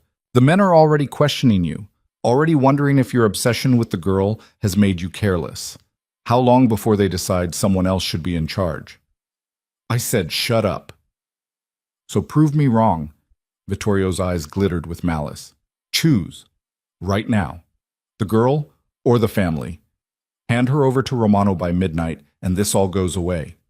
Refuse, and watch everything you've built crumble. Silence crashed through the room like a wave. Every eye turned to Damien. Lyra pressed herself against the wall, her legs shaking, pain radiating through her side with every breath. She shouldn't be here. Shouldn't be witnessing this. But she couldn't look away. Damien's jaw clenched so tight, it looked like his teeth might crack. You're right, he finally said. The words hit Lyra like a physical blow. Damien, Serafina started. You're right, Damien repeated, lowering his gun. I've been distracted, careless. I put one person above the safety of this entire organization. He turned, and his eyes found Lyra in the doorway. The look on his face was unreadable, cold, distant, like he'd become someone else entirely. Vincent, take Lyra back to her room. Keep her there until I decide what to do with her. Vincent moved toward Lyra, his expression apologetic but firm. No. Lyra's voice came out stronger than she expected. No, I want to hear this. Lyra, you don't get to make decisions for me anymore. She pushed away from the wall, forcing herself to stand straight despite the agony in her side. If you're going to trade me to Romano, at least have the decency to say it to my face. Something flickered across Damien's expression. Pain, maybe, or regret. But it vanished just as quickly. Fine. You want the truth? He walked toward her, and everyone in the room watched. I spent weeks convincing myself I was protecting you because I owed you a debt. Because you saved my life, and that meant something in my world. He stopped a few feet away from her. But that was a lie. I kept you here because I was selfish. Because for the first time in my life, someone looked at me like I was more than just a monster. Like I could be something better. His voice dropped. And I destroyed your life because of it. Lyra's eyes burned. Damien! Romano gets his trade, you for safe passage out of the city. It happens at midnight. Damien's expression turned to stone. But you don't go to him. You go free. New identity. Enough money to disappear anywhere in the world. Vincent will handle the details. And Romano will kill you the moment he realizes you didn't keep your word. Probably. Damien's smile was cold, empty. But you'll be safe. That's all that matters. The room spun. Lyra grabbed the doorframe to keep from falling. You can't. This is insane. It's done. Damien turned away from her, back to Vittorio and the assembled men. Cut him loose. He wants to question my leadership? Fine. Let him try to do better while I clean up this mess. Vittorio stood up, rubbing his wrists where the zip ties had cut into skin. The smile on his face was triumphant. You're making the right choice, nephew. Get out of my sight before I change my mind. Vittorio gestured to the men who'd been wavering, and they followed him toward the elevator. More than half the room emptied out, leaving only Serafina, Nico, Vincent, and a handful of loyal soldiers. The moment the elevator doors closed, Damien's composure shattered. He slammed his fist into the wall hard enough to crack the plaster, then did it again and again, until Vincent grabbed his arm. Damien, stop. I should have killed him. Damien's voice shook with rage. I should have put a bullet in his head and dealt with the consequences. You made the right call, Serafina said quietly. Killing him would have split us completely. At least this way we still have some control. Control? Damien laughed bitterly. We just lost half our men to a traitor. The Romanos have us backed into a corner, and I'm about to send away the one person who... He stopped himself, jaw clenching. Lyra watched him come apart, this man who'd seemed unbreakable, and felt something crack inside her own chest. There has to be another way, she said. Everyone turned to look at her. There isn't, Damien said flatly. You heard Vittorio. The men are already questioning me. If I keep you here, we lose more people. And the Romanos won't stop coming. Eventually they'll get to you, and when they do... Then let them try. Lyra pushed away from the doorframe, moving into the room despite the pain screaming through her body. You said I have instincts, that my father was one of your best soldiers, so stop treating me like I'm helpless. You're still recovering. I just tore my stitches running down here to find you holding your uncle at gunpoint. I think we're past the point of recovery. Lyra stopped in front of him, forcing him to meet her eyes. You want to protect me? Fine. Teach me how to protect myself. Give me the tools to survive in your world instead of trying to ship me off to mine. I'm not asking for permission. Lyra's voice turned hard. I'm telling you what's going to happen. Either you help me or I figure it out on my own, but I'm done being the helpless victim in this story. Damien stared at her like she'd just sprouted a second head. Serafina made a sound that might have been a laugh. I like her. She's insane, Nico said. But yeah, I like her too. This is a bad idea. Vincent shook his head. A really, really bad idea. All my ideas are bad lately. Damien finally looked away from Lyra, running a hand through his hair. But she's right. Sending her away doesn't solve anything. Romano will just keep hunting her. And Vittorio... His expression darkened. Vittorio needs to be dealt with permanently. You can't move against him yet, Serafina warned. Not until we know which men are still loyal. If we move too soon, we could trigger a civil war. Then we need to make the men choose. Damien's eyes took on a calculating gleam, the look of a predator planning a hunt. We need to show them that I'm still the strongest leader this family has. And we do that by ending the Romano threat completely. How? Nico asked. Romano's demanding the girl by midnight. If we don't deliver, We deliver. Damien turned to Vincent. Call Romano. Tell him the trade is on. Midnight at the harbor. He gets the girl, we get safe passage for him and his remaining men out of the city. Vincent's eyes widened. You just said, I know what I said, make the call. Vincent hesitated, then pulled out his phone and stepped away. Lyra's stomach dropped. Wait, you're actually going through with it? No. Damien's smile was cold and deadly. I'm setting a trap. Romano thinks he's won. Thinks I'm desperate enough to hand you over to save face with my own men. But what he doesn't know is that the moment he shows up at that harbor, he'll be surrounded by every loyal soldier I have left. You're going to kill him, Lyra said. I'm going to end this war the only way it can end, with Romano and every man who followed him buried in the harbor. Damien's eyes found hers. But I need you to trust me. Can you do that? The question hung between them, weighted with everything they'd been through, everything they'd become to each other. Lyra thought about the bullet that had torn through her side, about waking up in this gilded cage, about learning her entire life had been built on lies her father had told to protect her from exactly this world. She should say no, should demand that Vincent help her disappear like Damien had promised. Instead, she heard herself say, yes. Damien's expression softened for just a moment. Then we have a lot of work to do, and not much time to do it. Cheques. The next 8 hours passed in a blur of planning and preparation. Damien spread maps across the dining table, detailed layouts of the harbor, the old shipping district, every building and alley within a 3-block radius. He moved chess pieces across the map, positioning his men, calculating angles of fire, planning escape routes. Lyra watched him work, seeing for the first time what made him dangerous. Not the guns or the violence or the cold brutality she'd witnessed at the factory. It was this, the mind that could see 50 moves ahead, that could turn chaos into precision, that could transform rage into strategy.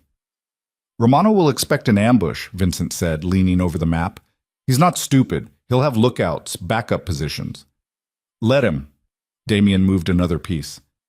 I want him to see it coming. Want him to think he's smarter than me. That's when people get careless. Serafina appeared with fresh coffee, setting cups around the table. What about Vittorio? He'll know something's wrong when we mobilize this many men. Good. Damien took a sip of coffee. Let him wonder. Let him sweat. By the time he figures out what's happening, it'll be too late. And the girl? Nico gestured to Lyra. What's her role in all this? Everyone turned to look at her. Lyra straightened, ignoring the ache in her side. I'm bait. I walk into the trap to make it look real. Absolutely not, Damien said immediately. You just said you needed me to trust you, so trust me back. Lyra moved to the table, studying the map. Romano knows what I look like. If you send someone else wearing a hood or something, he'll know it's fake. But if I'm there, if he sees me actually walk into his hands, he'll believe it. Until you're standing in the middle of a firefight with no way out. So give me a way out. Lyra traced a line on the map from the exchange point to a nearby warehouse. You position me here.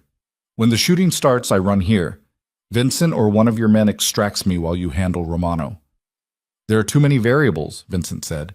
Too many things that could go wrong. Everything about this plan could go wrong. Lyra met Damien's eyes.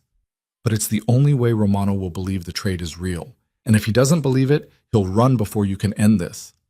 Damien stared at the map, jaw working, clearly fighting with himself. She's right, Serafina said quietly. Romano needs to see her. Otherwise, this whole thing falls apart. I hate this, Damien muttered. You hate everything about this situation, Nico pointed out. Doesn't make it wrong. Damien was silent for a long moment, studying the map, running calculations Lyra couldn't see. Finally, he nodded once. Fine, but Vincent stays with you the entire time, and the second I give the signal, you run. No hesitation, no looking back. Understood? Understood. I mean it, Lyra. Damien looked up, and the intensity in his eyes made her breath catch. If something happens, if this goes wrong, you get out. You survive. Promise me. The same promise he'd demanded at the factory. The one she'd broken by shooting Romano. I promise, she lied, because they both knew that when bullets started flying, promises didn't mean anything. Mwah. Midnight came too fast. Lyra stood in the back of an SUV, dressed in dark clothes Vincent had provided. A bulletproof vest pressed against her ribs, making it hard to breathe. A small pistol sat heavy in her jacket pocket. Through the tinted windows, she could see the harbor. Abandoned shipping containers stacked like metal monuments, rusted cranes reaching toward a cloudy sky, water lapping against concrete that smelled of oil and decay. Damien appeared at the vehicle door, pulling it open. Last chance to back out, he said quietly. Lyra shook her head. I'm seeing this through. He studied her face for a long moment, then reached out and pulled her into a brief, fierce embrace. Stay alive, he whispered against her hair. That's all I ask. Just stay alive. Then he was gone, disappearing into the shadows to take his position. Vincent climbed into the driver's seat. You ready? No, not even close. Yeah. The SUV rolled forward, headlights cutting through the darkness. They drove slowly between shipping containers, following the route Damien had mapped out. Every shadow could hide an enemy. Every sound could be a weapon being raised. Lyra's heart hammered so hard she thought her ribs might crack. They reached the designated exchange point, an open space between containers where two groups could see each other clearly. Vincent killed the engine. Across the open space, another vehicle's headlights flicked on. That's Romano, Vincent murmured. Remember, you walk halfway, wait for my signal, then get back here fast. Don't try to be a hero. Not planning on it, Lyra stepped out of the SUV. The night air was cold and damp, carrying the smell of salt and rust. Her legs shook, but she forced herself to walk forward. Romano's vehicle door opened. He stepped out, flanked by 4 armed men. "Lyra Vale," he called across the distance. "Thomas Vale's daughter. I have to say I never expected Damien Moretti to actually go through with this." "He's a man of his word," Lyra said, her voice steadier than she felt. "Is he?" Romano smiled. "Or is he hoping I'm stupid enough to walk into an obvious ambush?" Lyra's blood turned cold. "I don't know what you're talking about." "Don't you?" Romano gestured around them. "The positioning of these containers, the sight lines, the fact that Damien chose this location instead of letting me choose. He's got men everywhere, doesn't he?" Before Lyra could respond, gunfire erupted. But it wasn't coming from Damien's positions. It was coming from behind them, from the direction of their own vehicles. Lyra spun around in time to see Vincent's SUV explode in a fireball that lit up the night like a small sun. Her ears rang. Heat washed over her face. She stumbled backward, trying to understand what was happening. More gunfire.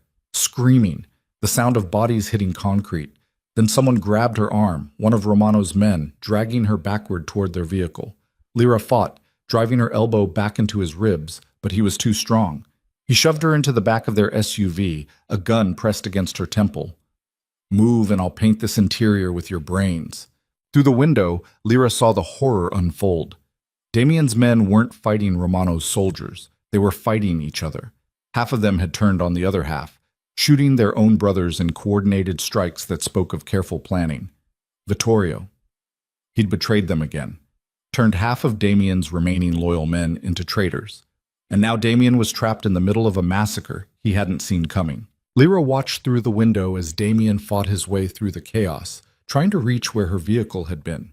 His face, when she glimpsed it through the gunfire and smoke, was a mask of pure rage and terror. He was screaming her name. Romano climbed into the front seat, laughing. "Vittorio sends his regards, and his thanks for being so predictable." The SUV lurched forward, tires screaming as they accelerated away from the harbor, away from Damien, away from any chance of rescue. Lyra pressed her hands against the window, watching the firefight shrink into the distance, watching Damien fall to his knees in the middle of the carnage, watching her entire world collapse into something she couldn't fix or fight or survive. The gun remained pressed against her temple, and as Blackwater City's light swallowed them into its darkness, Lyra understood with absolute clarity that she'd been wrong about everything. She wasn't the bait, she was the prize. And Romano had just won. The SUV tore through the city streets like a bullet, weaving between traffic, running red lights, the driver's knuckles white on the steering wheel. Lyra pressed against the window, the gun barrel cold against her temple, her mind racing faster than the vehicle. She counted heartbeats, tried to slow her breathing, searched for any opening, any weakness she could exploit. Nothing. Romano sat in the front passenger seat, phone pressed to his ear, speaking rapid Italian.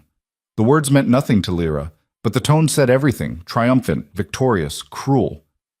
"Your boyfriend's probably dead by now," the man holding the gun said conversationally. His breath smelled like cigarettes and coffee.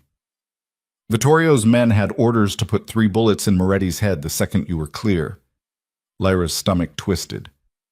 "You're lying." "Am I?" He pressed the gun harder against her skin. "You saw what happened back there. Half his own men turned on him. That's what happens when you go soft over a woman. Makes you predictable. Weak." "Damien's not weak." "He is now. Was." The man shrugged. "Either way, doesn't matter to you anymore. You belong to us." The SUV turned sharply, tires screaming. They'd left the main streets, heading into the industrial district, the same area where the factory had been, where Serafina and Nico had been held, where everything had started to fall apart. Romano finished his call, turning to look at Lyra through the gap between the seats.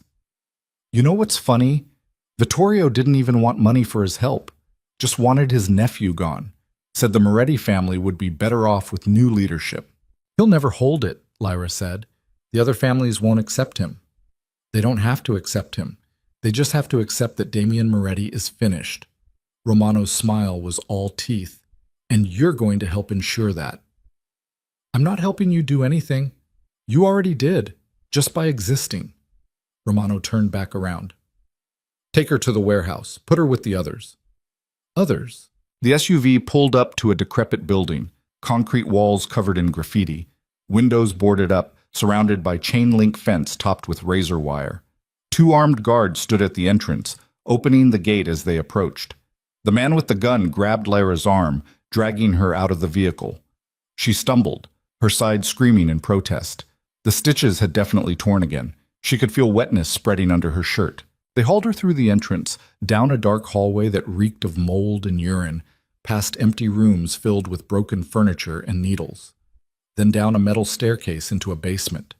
The space opened up, large, concrete, lit by bare bulbs hanging from exposed wiring, and against the far wall, chained to pipes, were 2 figures, Serafina and Nico. Lyra's heart stopped. They were alive, but barely. Serafina's face was bruised beyond recognition, one eye swollen completely shut.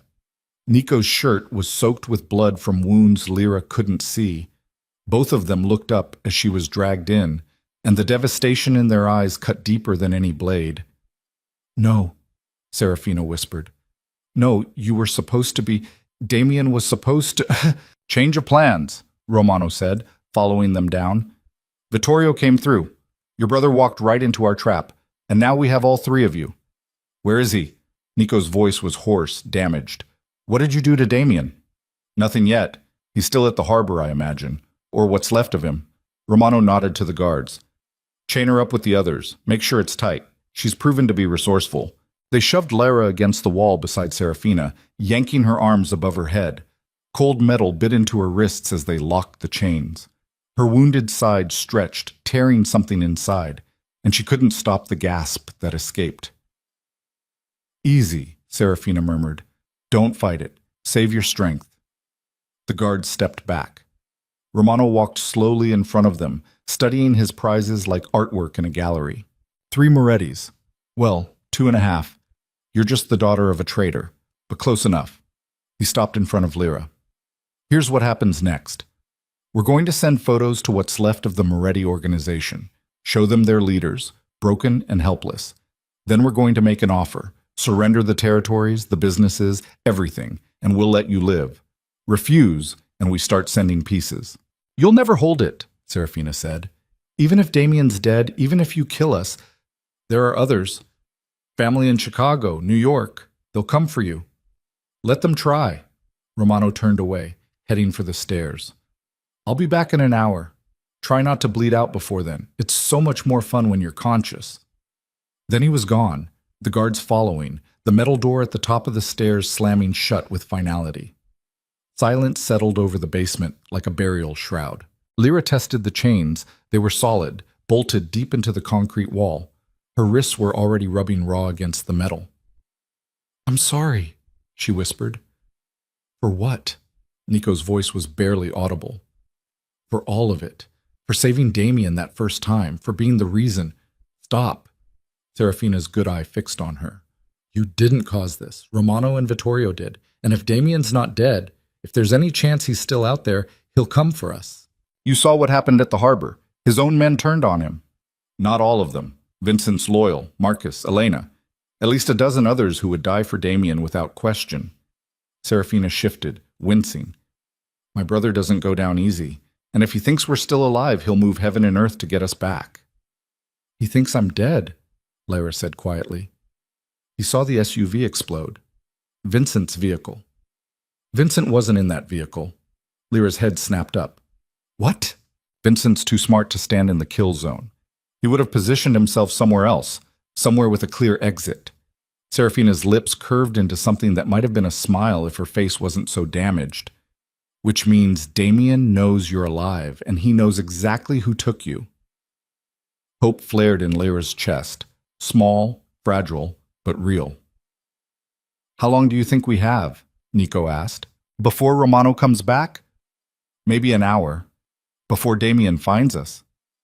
Serafina closed her good eye. "Could be minutes. Could be never." "That's encouraging?" "I'm not paid to be encouraging. I'm paid to be realistic."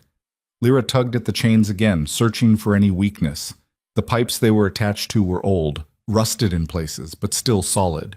Breaking free would take tools they didn't have, time they didn't have, strength she wasn't sure she possessed, but giving up wasn't an option. She looked down at her side, at the growing bloodstain on her shirt. The bulletproof vest had protected her torso, but the edges of the torn wound were exposed. Blood seeped steadily, dripping onto the concrete floor. An idea formed. Terrible. Desperate. Probably stupid. But maybe their only chance. "I need you both to trust me," Lyra said. Serafina opened her eye. That's never a good way to start a sentence. The guard who chained me, he wasn't gentle. The wound in my side tore open completely. Lyra took a breath, steeling herself. If I can make it worse, if I can make it look like I'm bleeding out, they might come down to check on me. Romano wants us alive for the photos. He can't send corpses. You want to fake dying to lure them down here? Nico shook his head. That's insane. You have a better idea? Silence. I thought not. Lyra looked at the chains on her wrists, then at the rusty pipe she was attached to, sharp edges where the metal had corroded. When they come down, I'll need you both to distract them. Scream, thrash, whatever it takes to keep their attention off me for a few seconds. And then what? Serafina asked. Then I kill them. The words hung in the air, cold and final. You've never killed anyone, Nico said quietly. I shot Romano at the factory. That's not the same as killing a man with your bare hands. Then I guess I'll learn. Lyra met his eyes, saw the doubt there, the fear. Not of what she was proposing, but of what it would cost her. I'm done being helpless. Done being the victim. If we're getting out of here, I need to become someone else. Serafina studied her for a long moment. Your father would be proud and horrified. My father lied to me my entire life. I don't care what he'd think. Lyra twisted her body, pressing the torn wound against the sharp edge of the pipe. Pain exploded through her side, white hot and devastating. She bit down on a scream, tasting blood. Lyra, stop! Nico started, but she couldn't stop. She ground the wound against the rusted metal, feeling tissue tear, feeling blood flow faster. Her vision went gray at the edges. Nausea rolled through her stomach, but she kept going until the pain became too much, and darkness pulled at her consciousness. She let it take her. Let her body go slack against the chains, let the blood pool on the floor beneath her feet, and waited. Voices filtered through the fog. Bleeding everywhere, we need to... Romano said not to touch them. She's going to die before he gets back. You want to explain that? Footsteps on stairs, the metal door creaking open. Lyra kept her eyes closed, her breathing shallow. Blood continued to seep from her side, warm and sticky. She'd lost too much already. Could feel the weakness spreading through her limbs. This had to work, or she'd bleed out for nothing. 2 sets of footsteps approached. She heard the jingle of keys, the scrape of metal on metal. Stupid bitch tore herself open on the pipe. One of the guards grabbed her chin, tilting her head up. Hey, can you hear me? Lyra didn't respond.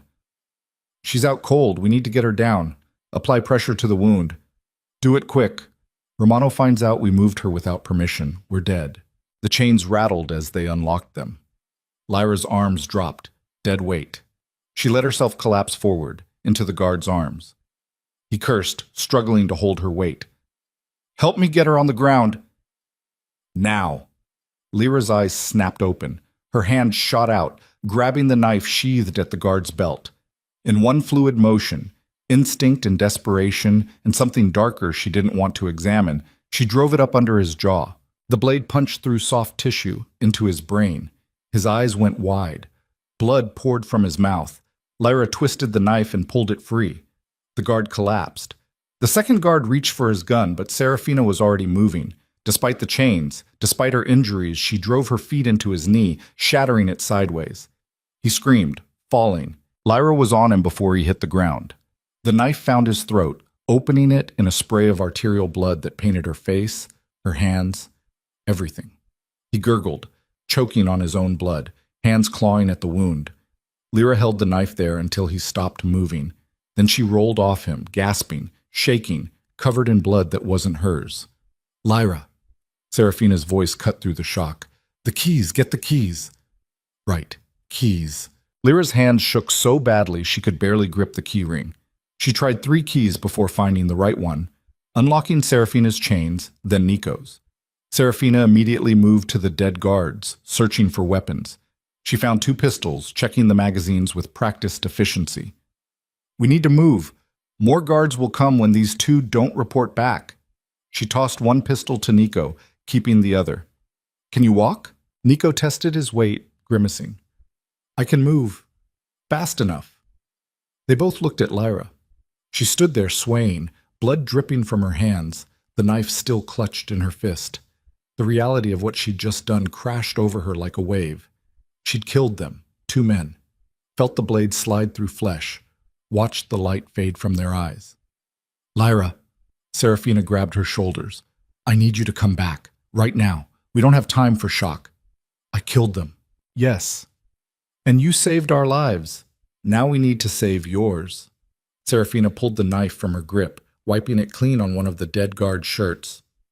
"Can you walk?" Lyra nodded. She didn't trust her voice.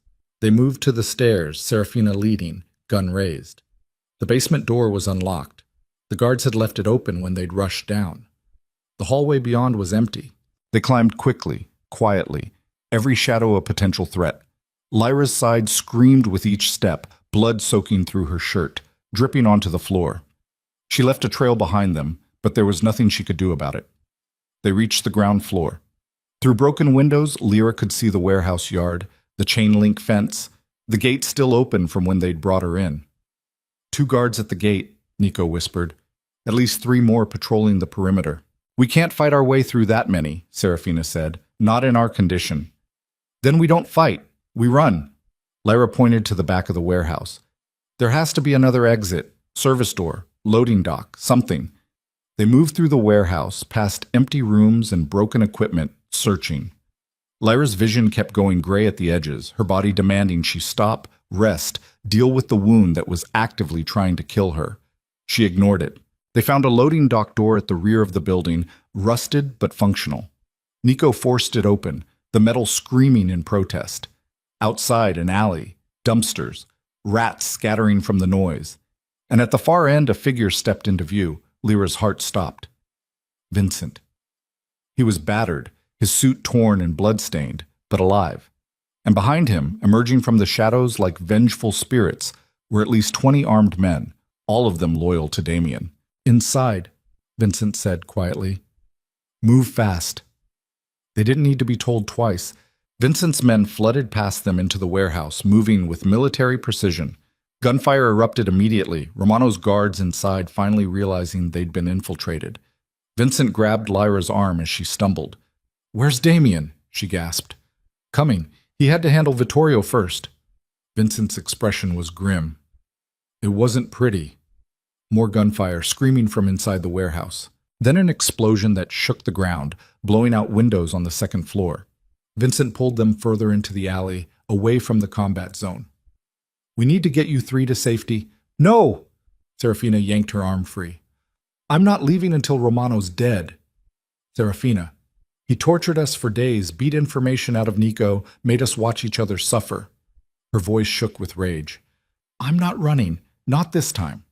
Nico nodded, his face hard. "We finish this, tonight." Vincent looked like he wanted to argue, but the determination in their eyes stopped him.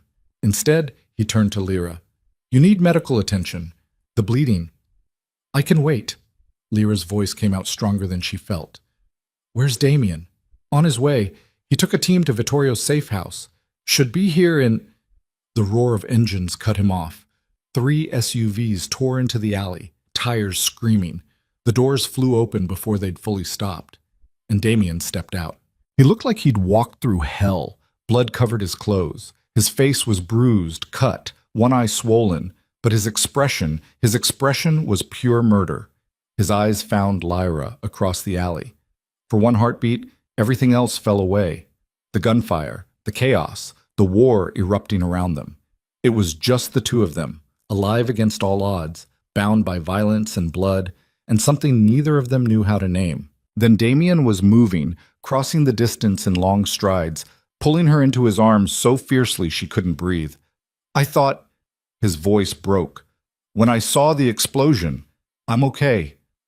Lyra pressed her face against his chest, breathing him in, gunpowder and blood, and underneath it all, just him. I'm okay. You're bleeding. It's not as bad as it looks. You're a terrible liar. Damien pulled back, his hands cupping her face, his eyes searching hers. I'm going to kill Romano. I'm going to kill Vittorio. I'm going to burn down everyone who touched you. Vittorio's already dead, Vincent said quietly. Damien handled it. Lyra looked up at Damien's face, saw the answer there. What did you do? What needed to be done? His expression was cold, empty. He betrayed this family. There's only one punishment for that. How many men did he turn? 15. All of them dealt with. Damien's hands dropped to her shoulders. It's just Romano now, and whatever men he has left in that warehouse. As if summoned by his name, the warehouse doors exploded outward. Romano emerged, flanked by 6 heavily armed guards, firing blindly into the alley. Vincent's men returned fire, but Romano's group had body armor, tactical training. They fought like professionals, like this wasn't their first war. Damien pushed Lyra behind one of the SUVs, his gun already drawn. Stay down. Don't move until this is over. Damien! But he was already gone, advancing on Romano's position with cold precision. His remaining men followed, laying down suppressing fire, pushing forward despite the hail of bullets coming their way. Lyra watched from behind the vehicle, her heart in her throat. This was it. The final confrontation. Everything had been building to this moment, every betrayal, every death, every choice that had led them here. Romano and his men fell back toward the warehouse entrance, using the building's structure as cover. They were pinned, but not broken. And Romano himself looked calm, calculating, like he'd planned for this scenario. Moretti! He shouted over the gunfire. You're too late. The other families already know what happened tonight. Know that your own men turned on you. You're finished. Then I've got nothing to lose, Damien shouted back. He gestured to his men, and they shifted formation, surrounding the warehouse entrance. No escape. Romano seemed to realize it at the same moment. His expression hardened. If I'm dying tonight, he called out, I'm taking all of you with me. He raised something in his hand. A detonator. Lyra's blood turned to ice. The warehouse is rigged, Romano said, his voice carrying through the sudden silence. Enough explosives to level this entire block. You advance, I press the button. We all go to hell together. Damien froze. Serafina and Nico were still inside. At least a dozen of Damien's men were in there, clearing rooms, securing the building. If Romano triggered the explosives, they'd all die. Let my men evacuate, Damien said, his voice steady despite the situation. Then it's just you and me, face to face, no weapons, old school. Romano laughed. You think I'm stupid? The second your men are clear, you'll put a bullet in my head. Maybe. Or maybe I'll beat you to death with my bare hands. Either way, your men get to watch you die like the coward you are. The insult landed. Lyra saw Romano's jaw clench, saw pride and rage war with self-preservation. Fine, Romano finally said. But she stays. He pointed at Lyra. The girl. She walks over here, stands right next to me. Insurance that you won't try anything stupid. No. Damien's voice was flat, absolute. Then everyone dies. I said no. Damien. Lyra stepped out from behind the SUV before he could stop her. It's okay. Lyra, get back. I trust you. She met his eyes, saw the terror there, the rage. I trust you to end this. She started walking toward Romano before Damien could grab her. Every step felt like walking to her own execution. Her side screamed, blood dripped onto the pavement, but she kept moving. Romano's men parted as she approached. He grabbed her arm, pulling her close, the detonator still in his other hand. Smart girl, he murmured. Too bad you chose the wrong side. Across the kill zone, Damien stood frozen, his gun aimed at Romano's head but unable to fire with Lyra so close. Evacuate the building, Romano called out. You've got 2 minutes, then we settle this. Damien's men began filing out of the warehouse, carrying wounded, moving quickly. Serafina and Nico emerged, both protesting, both wanting to stay and fight. But Damien ordered them back, ordered everyone back. Until it was just the 4 of them in the center of the alley. Damien, Romano, Lyra, and the guard still holding a gun to her head. Let her go, Damien said quietly. After you drop your weapon. Not happening. Then we're at an impasse. Romano's grip on Lyra's arm tightened. Unless you want to watch me blow her brains out before I trigger these explosives. Damien's finger moved to the trigger, and Lyra realized with absolute clarity that there was only one way this ended, only one choice that saved everyone. She looked at Damien across the distance, memorizing his face, the bruises, the blood, the fierce, desperate love burning in his eyes. I'm sorry, she whispered. Then she drove her elbow back into Romano's ribs with every ounce of strength she had left. He grunted, his grip loosening just enough. Lyra spun, grabbing for the detonator, her hands closing around his wrist. Romano's guard fired. The bullet caught Lyra in the shoulder, spinning her around, but she didn't let go of Romano's wrist. Couldn't let go. Because if he pressed that button, everyone died. Damien's gun roared. The guard dropped. Then Damien was there, his hands joining Lyra's, fighting for control of the detonator. Romano fought like a cornered animal, all teeth and desperation. The three of them went down in a tangle of limbs, hitting the pavement hard. Lyra's vision went white with pain. She felt her grip slipping, felt Romano's finger moving toward the button. Then Damien's hand closed over Romano's throat and squeezed. Romano's eyes bulged. His free hand clawed at Damien's face, leaving bloody tracks. But Damien didn't let go. Just kept squeezing, his expression cold and empty and absolutely terrifying. Romano's struggles weakened. His finger slipped away from the detonator button, then went still completely. Damien held on for 10 more seconds, making sure, making it permanent. Then he released Romano's corpse, grabbed the detonator, and threw it as far as he could into the empty lot behind the warehouse. Silence crashed over the alley. Lyra lay on the pavement, blood pooling beneath her from 2 wounds now, her consciousness fading at the edges. She felt Damien's hands on her face, heard him shouting for medics, saw his face above hers, terrified and furious and beautiful. "Stay with me," he demanded. "You hear me? Stay with me." "I'm tired," she whispered. "I don't care. You don't get to die. Not after everything." His voice cracked. "Not when I finally—" But Lyra didn't hear the rest. The darkness swallowed her whole, pulling her down into someplace quiet and painless. And as consciousness slipped away completely, her last thought was wondering if this was what peace felt like, or if she'd just run out of ways to save the man she loved. White light burned through Lyra's eyelids. Not the harsh fluorescent glare of the warehouse basement or the sterile brightness of a hospital room. This was different, softer, filtered, like sunlight through expensive curtains. She tried to open her eyes and immediately regretted it. Pain radiated through her entire body, her side, her shoulder, places she couldn't even identify. Everything hurt. "Don't move!" The voice was familiar, female, exhausted. Lyra forced her eyes open despite the protest from every nerve ending. Serafina sat in a chair beside the bed, looking worse than Lyra had ever seen her. The bruises on her face had turned spectacular shades of purple and yellow. One arm was in a sling, but she was alive. "How long?" Lyra's voice came out as a croak. 4 days.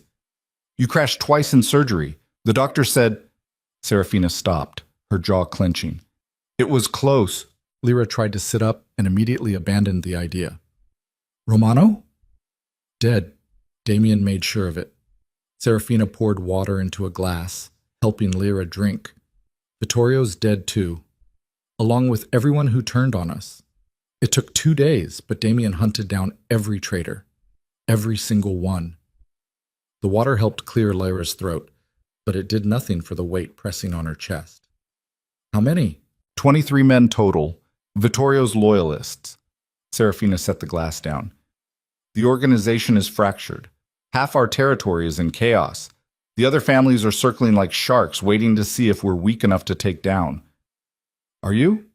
Serafina's expression hardened. "We're still standing. That's what matters." "Where's Damien?" Something flickered across Serafina's face. Concern, maybe, or fear. "Downstairs, in his office. He hasn't left the building since the harbor. Hasn't slept more than an hour at a time." She stood up, smoothing her dress with her good hand. "He's been waiting for you to wake up. I should tell him—" "Wait!" Lyra grabbed Serafina's wrist, ignoring the pain it caused. "What happened at the warehouse? After I passed out?" Serafina was quiet for a moment. "The explosives were real. Enough C4 to level 3 city blocks. Damien had the bomb squad defuse them, but it took 8 hours. We couldn't move you until it was safe. She met Lyra's eyes. You saved a lot of lives that night, by grabbing Romano when you did. If he'd pressed that button, I didn't think. I just moved. That's becoming a pattern with you. Serafina pulled her wrist free gently. My brother was right about you. You have instincts most people don't, the kind that keep you alive in our world. I don't want to be in your world. Too late for that. Serafina walked toward the door. You killed 2 men with your bare hands. Took a bullet to stop Romano from murdering dozens. Whether you like it or not, you're one of us now. Then she left, and Lyra was alone with the weight of those words. She looked down at herself. Both arms were bandaged. IV lines ran into her veins.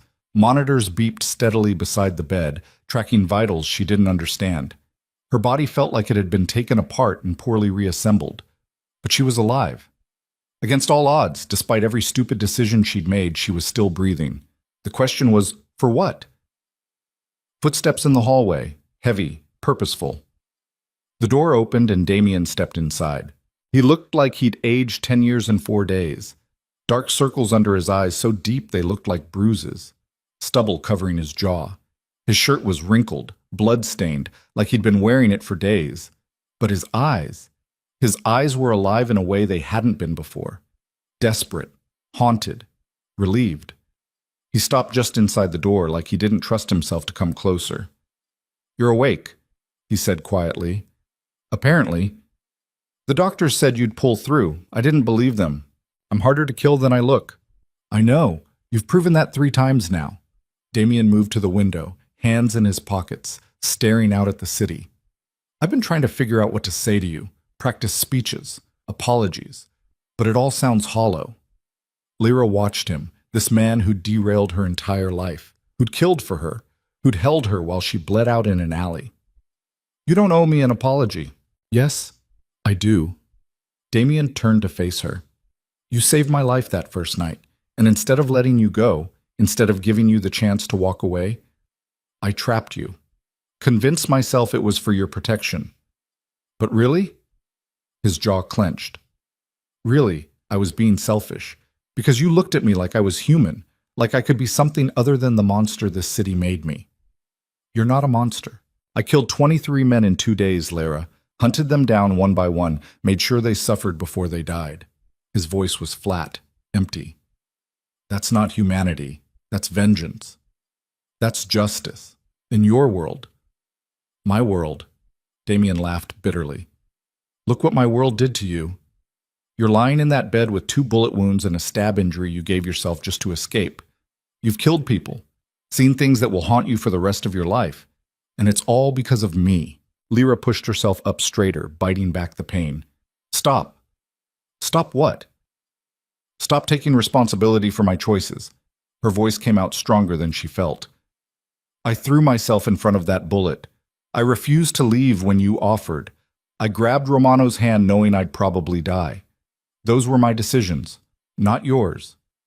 You wouldn't have had to make those decisions if I'd just let you go at the beginning. Maybe. Or maybe Romano would have found me anyway. Maybe I'd be dead in some alley with no one to even know my name. Lyra met his eyes. You gave me a choice, Damien. Stay and fight or run and hope. I chose to fight. That's on me. Damien stared at her for a long moment, and something in his expression cracked. The mask he wore so well, the cold, calculating crime boss, shattered completely. I thought you were dead, he whispered. When that SUV exploded. When I saw the flames, I thought I'd lost you.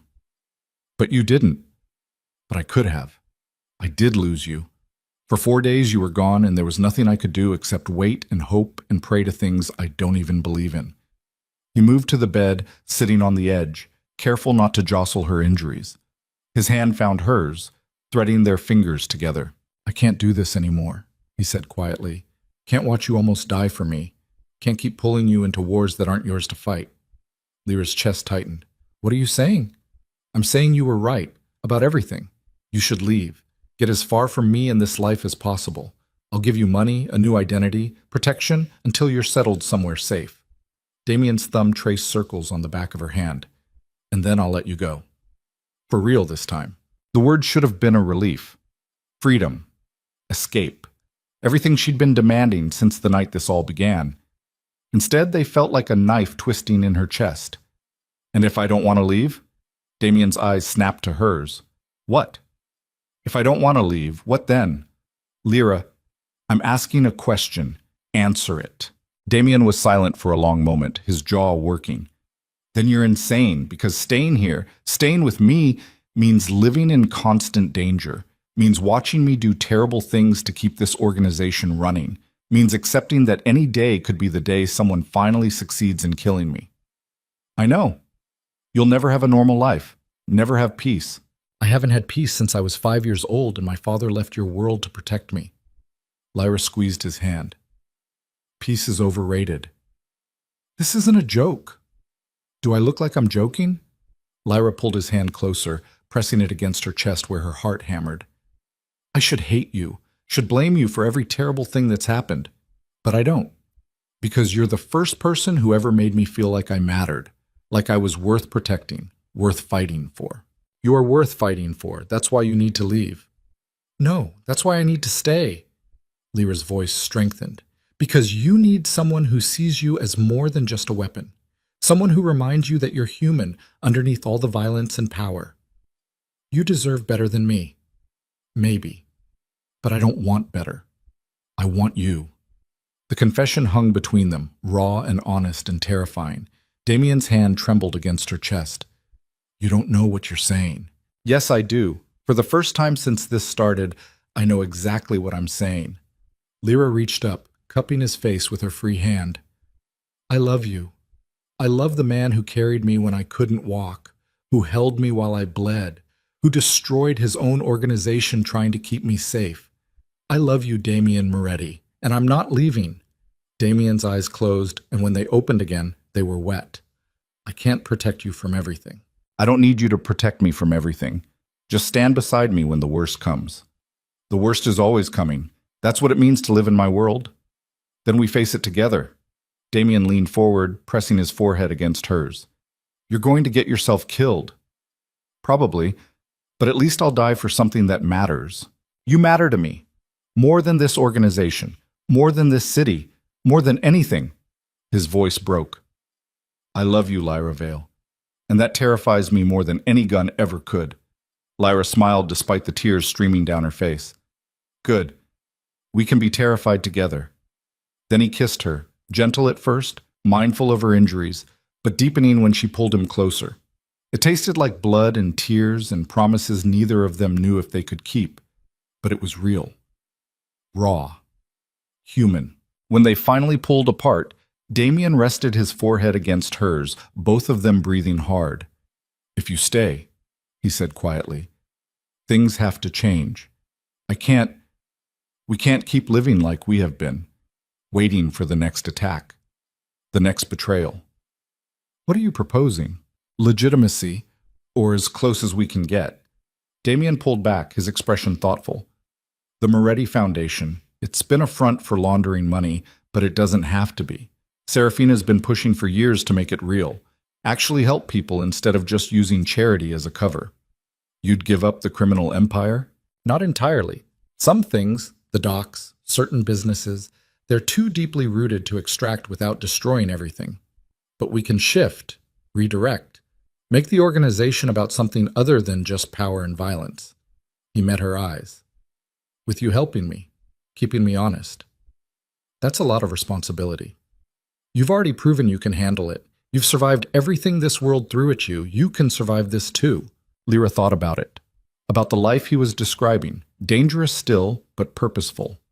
About using the blood money for something that actually helped instead of destroyed. About standing beside this man and trying to make something good from all the darkness. Okay, she said finally. But on one condition. Name it. My mother. She needs to know I'm alive, and she needs to know the truth, all of it. Damien's expression tightened. Telling her the truth means telling her what your father really was, what you've become. I know, but I'm done with lies. If I'm going to do this, really do this, I need to start by being honest with the one person who's always loved me, no matter what. Damien was quiet for a moment, then nodded.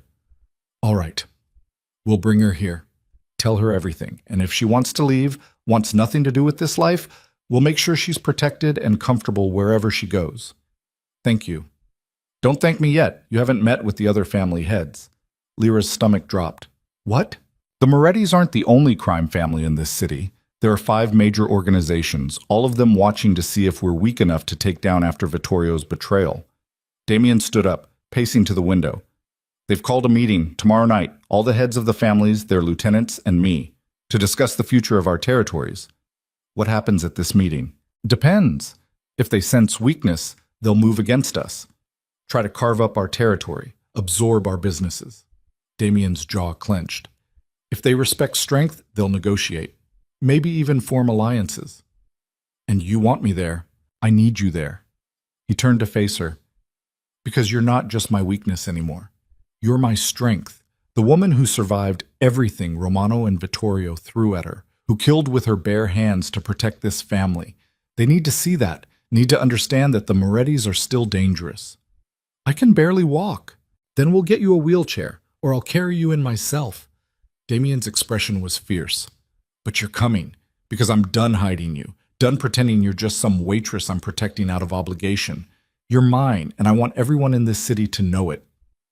The possessiveness in his voice should have bothered her, should have made her want to fight back, assert her independence. Instead, it made her feel claimed, protected, chosen. Okay, she said, I'll be there.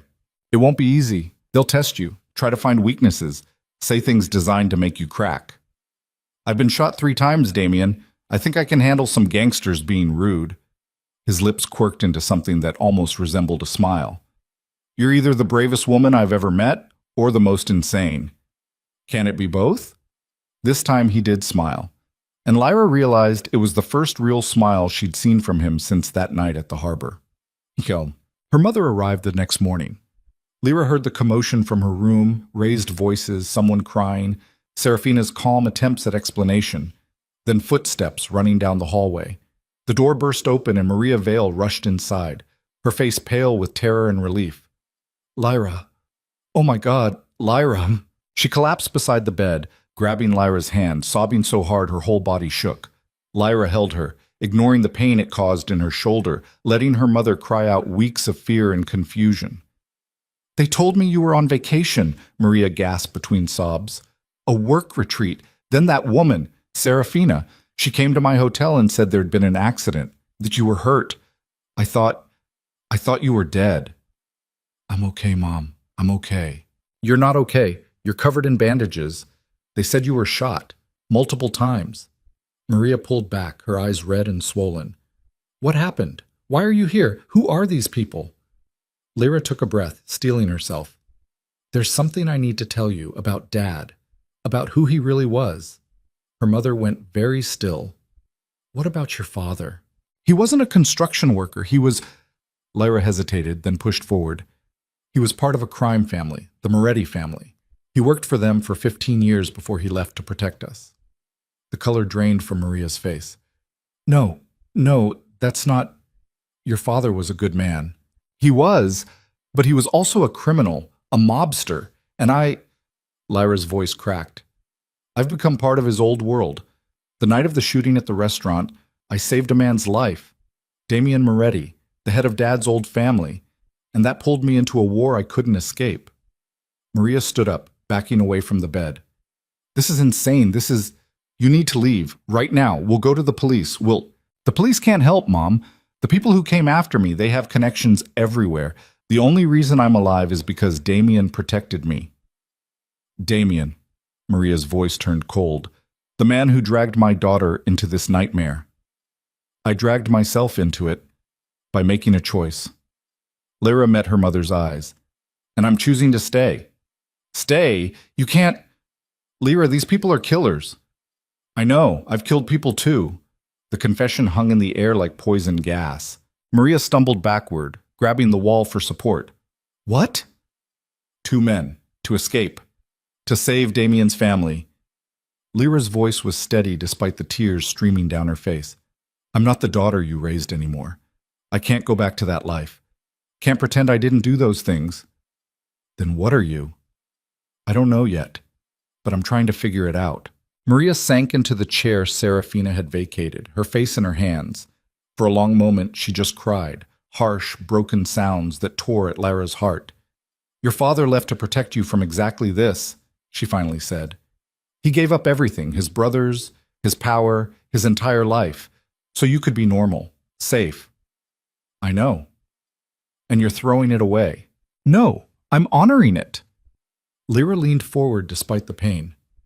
Dad survived in this world for 15 years because he had the instincts for it, the strength, the willingness to do what needed to be done. And he passed that to me, not through teaching or training, through blood. That's not something to be proud of. Maybe not, but it's the truth. Lyra reached out, and after a moment, her mother took her hand. I'm not asking you to understand. I'm not even asking you to accept it. I just need you to know that I love you, and that if you want to walk away, want nothing to do with this life, I'll understand. Maria was quiet for a long time, studying Lyra's face like she was seeing her for the first time. You look like him, she finally whispered. Your father, right before he left. That same determination, that same certainty that you're doing the right thing, even if it destroys you. Is that a yes or a no? It's a mother saying she doesn't have a choice. Maria squeezed Lyra's hand. You're my daughter. I watched you learn to walk, to read, to become the woman you are. And if this is who you've become, her voice broke, then I'll find a way to accept it, even if it terrifies me. Lyra pulled her mother into an embrace, both of them crying, both of them holding on like they might never let go. I'm sorry, Lyra whispered, for all of it. Don't apologize for surviving. Your father taught me that much. Maria pulled back, wiping her eyes. But I want to meet him, this Damien Moretti, the man you're willing to die for.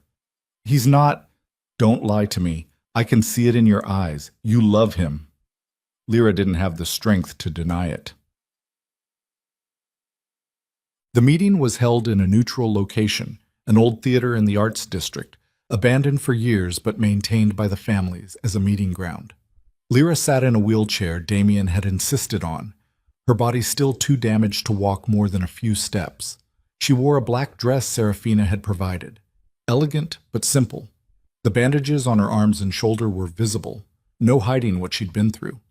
Damien stood beside her, one hand resting on her shoulder. A statement. A claim. Serafina and Nico flanked them, both recovered enough to stand but still bearing the marks of their captivity. Vincent stood guard at the door, along with a dozen other armed men.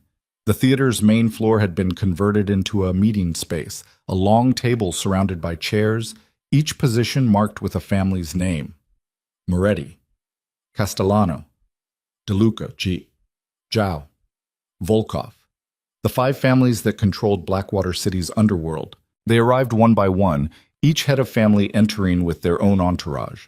Lyra felt their eyes on her, assessing, calculating, wondering what role this wounded woman played in Damien's organization. Marcus Castellano arrived first, mid-50s, expensive suit, the kind of man who looked like a businessman until you saw the coldness in his eyes. He nodded to Damien, his gaze lingering on Lyra before moving past. Then came Sofia DeLuca, one of the only women to run a family, dressed in red, her reputation for brutality preceding her. She studied Lyra openly, something like respect flickering across her face. Chen Zhao entered with silent precision, his men moving like shadows. His expression revealed nothing as he took his seat. Finally, Alexei Volkov, the youngest of the family heads at 35, but no less dangerous. His smile was all teeth when he looked at Lyra. So this is the famous waitress who brought down Romano and Vittorio. I'm impressed. Don't be, Lyra said quietly. I was just trying to survive. Survival is the most impressive skill of all. They all took their seats around the table. Damien remained standing, his hand still on Lyra's shoulder. We're here, Marcus Castellano began, to discuss the future of Moretti territories following the recent instability. You mean my uncle's betrayal and Romano's failed war, Damien said flatly. Let's not dance around it. Fine. Your organization lost 23 men in a single week. Half your lieutenants are dead or compromised. The Romanos may be gone, but you're vulnerable. Marcus leaned back. The question is, are you strong enough to hold what you have? I am. Prove it. Damien's jaw clenched.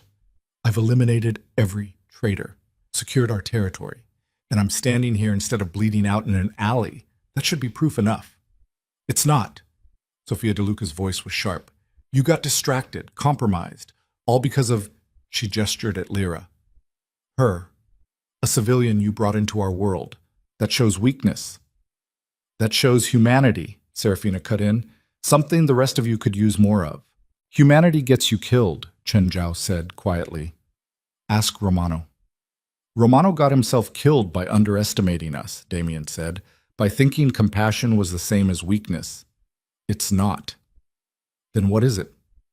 Alexei Volkov leaned forward, genuinely curious. Because from where I'm sitting, she's a liability. Someone our enemies can use against you. She's my strength. Damien's hand tightened on Lyra's shoulder. Because she reminds me what I'm fighting for. Not just power or territory, but people, family, things worth protecting. Sentimental nonsense, Marcus muttered. Is it? Damien's voice hardened. Tell me, Marcus, when was the last time you cared about anything other than profit? When did you last look at your organization and see people instead of assets? Marcus's expression darkened. Watch your tone. Or what? You'll move against me? Damien leaned forward, his eyes cold. Go ahead. Try it. See how far you get before my people cut yours down. Tension crackled through the room. Hands moved to weapons. Guards shifted positions. Then Sofia DeLuca laughed, a harsh, unexpected sound that cut through the building violence. I like him, she said. Got more balls than sense, but I like him. She looked at Lyra. And you? You took 2 bullets and still managed to kill with your bare hands. That's respectable. I did what I had to do, Lyra said. We all do. That's what makes us survivors. Sofia turned back to the table. I say the Morettis keep their territory. They've proven they can hold it, even when half their organization turned traitor. That takes strength. I agree, Chen Zhao said quietly. Damien dealt with the threat efficiently, brutally. He sent a message that betrayal won't be tolerated. That's the mark of a strong leader. Marcus and Alexei exchanged glances. And what about the girl? Marcus asked. She's still a target, still a weakness enemies can exploit. Then our enemies are welcome to try, Damien said, and die in the attempt. Alexei studied them both for a long moment, then shrugged. Fine. The Morettis keep what they have, but we're watching. Any sign of real weakness, any indication you can't hold your territory, he smiled, and we'll be there to pick up the pieces. Understood, Damien said. The tension in the room eased slightly, not gone, but reduced to a manageable simmer. Marcus stood up. Then we're done here. Unless anyone has other business? No one spoke. The meeting ended as quickly as it had begun, each family head leaving with their entourage, disappearing into the night like shadows. When they were alone, Damien released a breath he seemed to have been holding for hours. That went better than expected, Serafina said. They're still circling, Nico added, waiting for us to stumble. Let them wait. Damien looked down at Lyra. How are you holding up? Tired, but okay. You were incredible, calm under pressure. Didn't show any fear. I was terrified. I know. But you didn't let them see it. That's what matters. Vincent appeared from the shadows. The car's ready. We should move before someone decides to change their mind about peace. They made their way out of the theater into the cool night air. Blackwater City sprawled around them, lights and shadows, beauty and decay, violence and hope all mixed together. Lyra looked up at the skyline, at this city that had tried to kill her multiple times, and felt something settle in her chest. Not peace exactly, but acceptance. This was her world now, for better or worse. 3 months later. The Moretti Foundation's new community center opened in the poorest neighborhood in Blackwater City. It wasn't just a front anymore. It was real, funded by Damien's blood money, sure, but serving actual people. Free health care, job training programs, after-school care for kids whose parents worked 3 jobs just to survive. Lyra stood in the entrance, watching families stream through the doors. Her side still ached sometimes, a dull reminder of everything she'd been through. Her shoulder would never have full range of motion again, but she was alive, fighting. making something good from all the darkness. Penny for your thoughts. Damien appeared beside her, dressed casually for once, jeans and a sweater instead of his usual expensive suits. He looked younger like this, less like the crime boss everyone feared and more like just a man trying to figure out how to be better.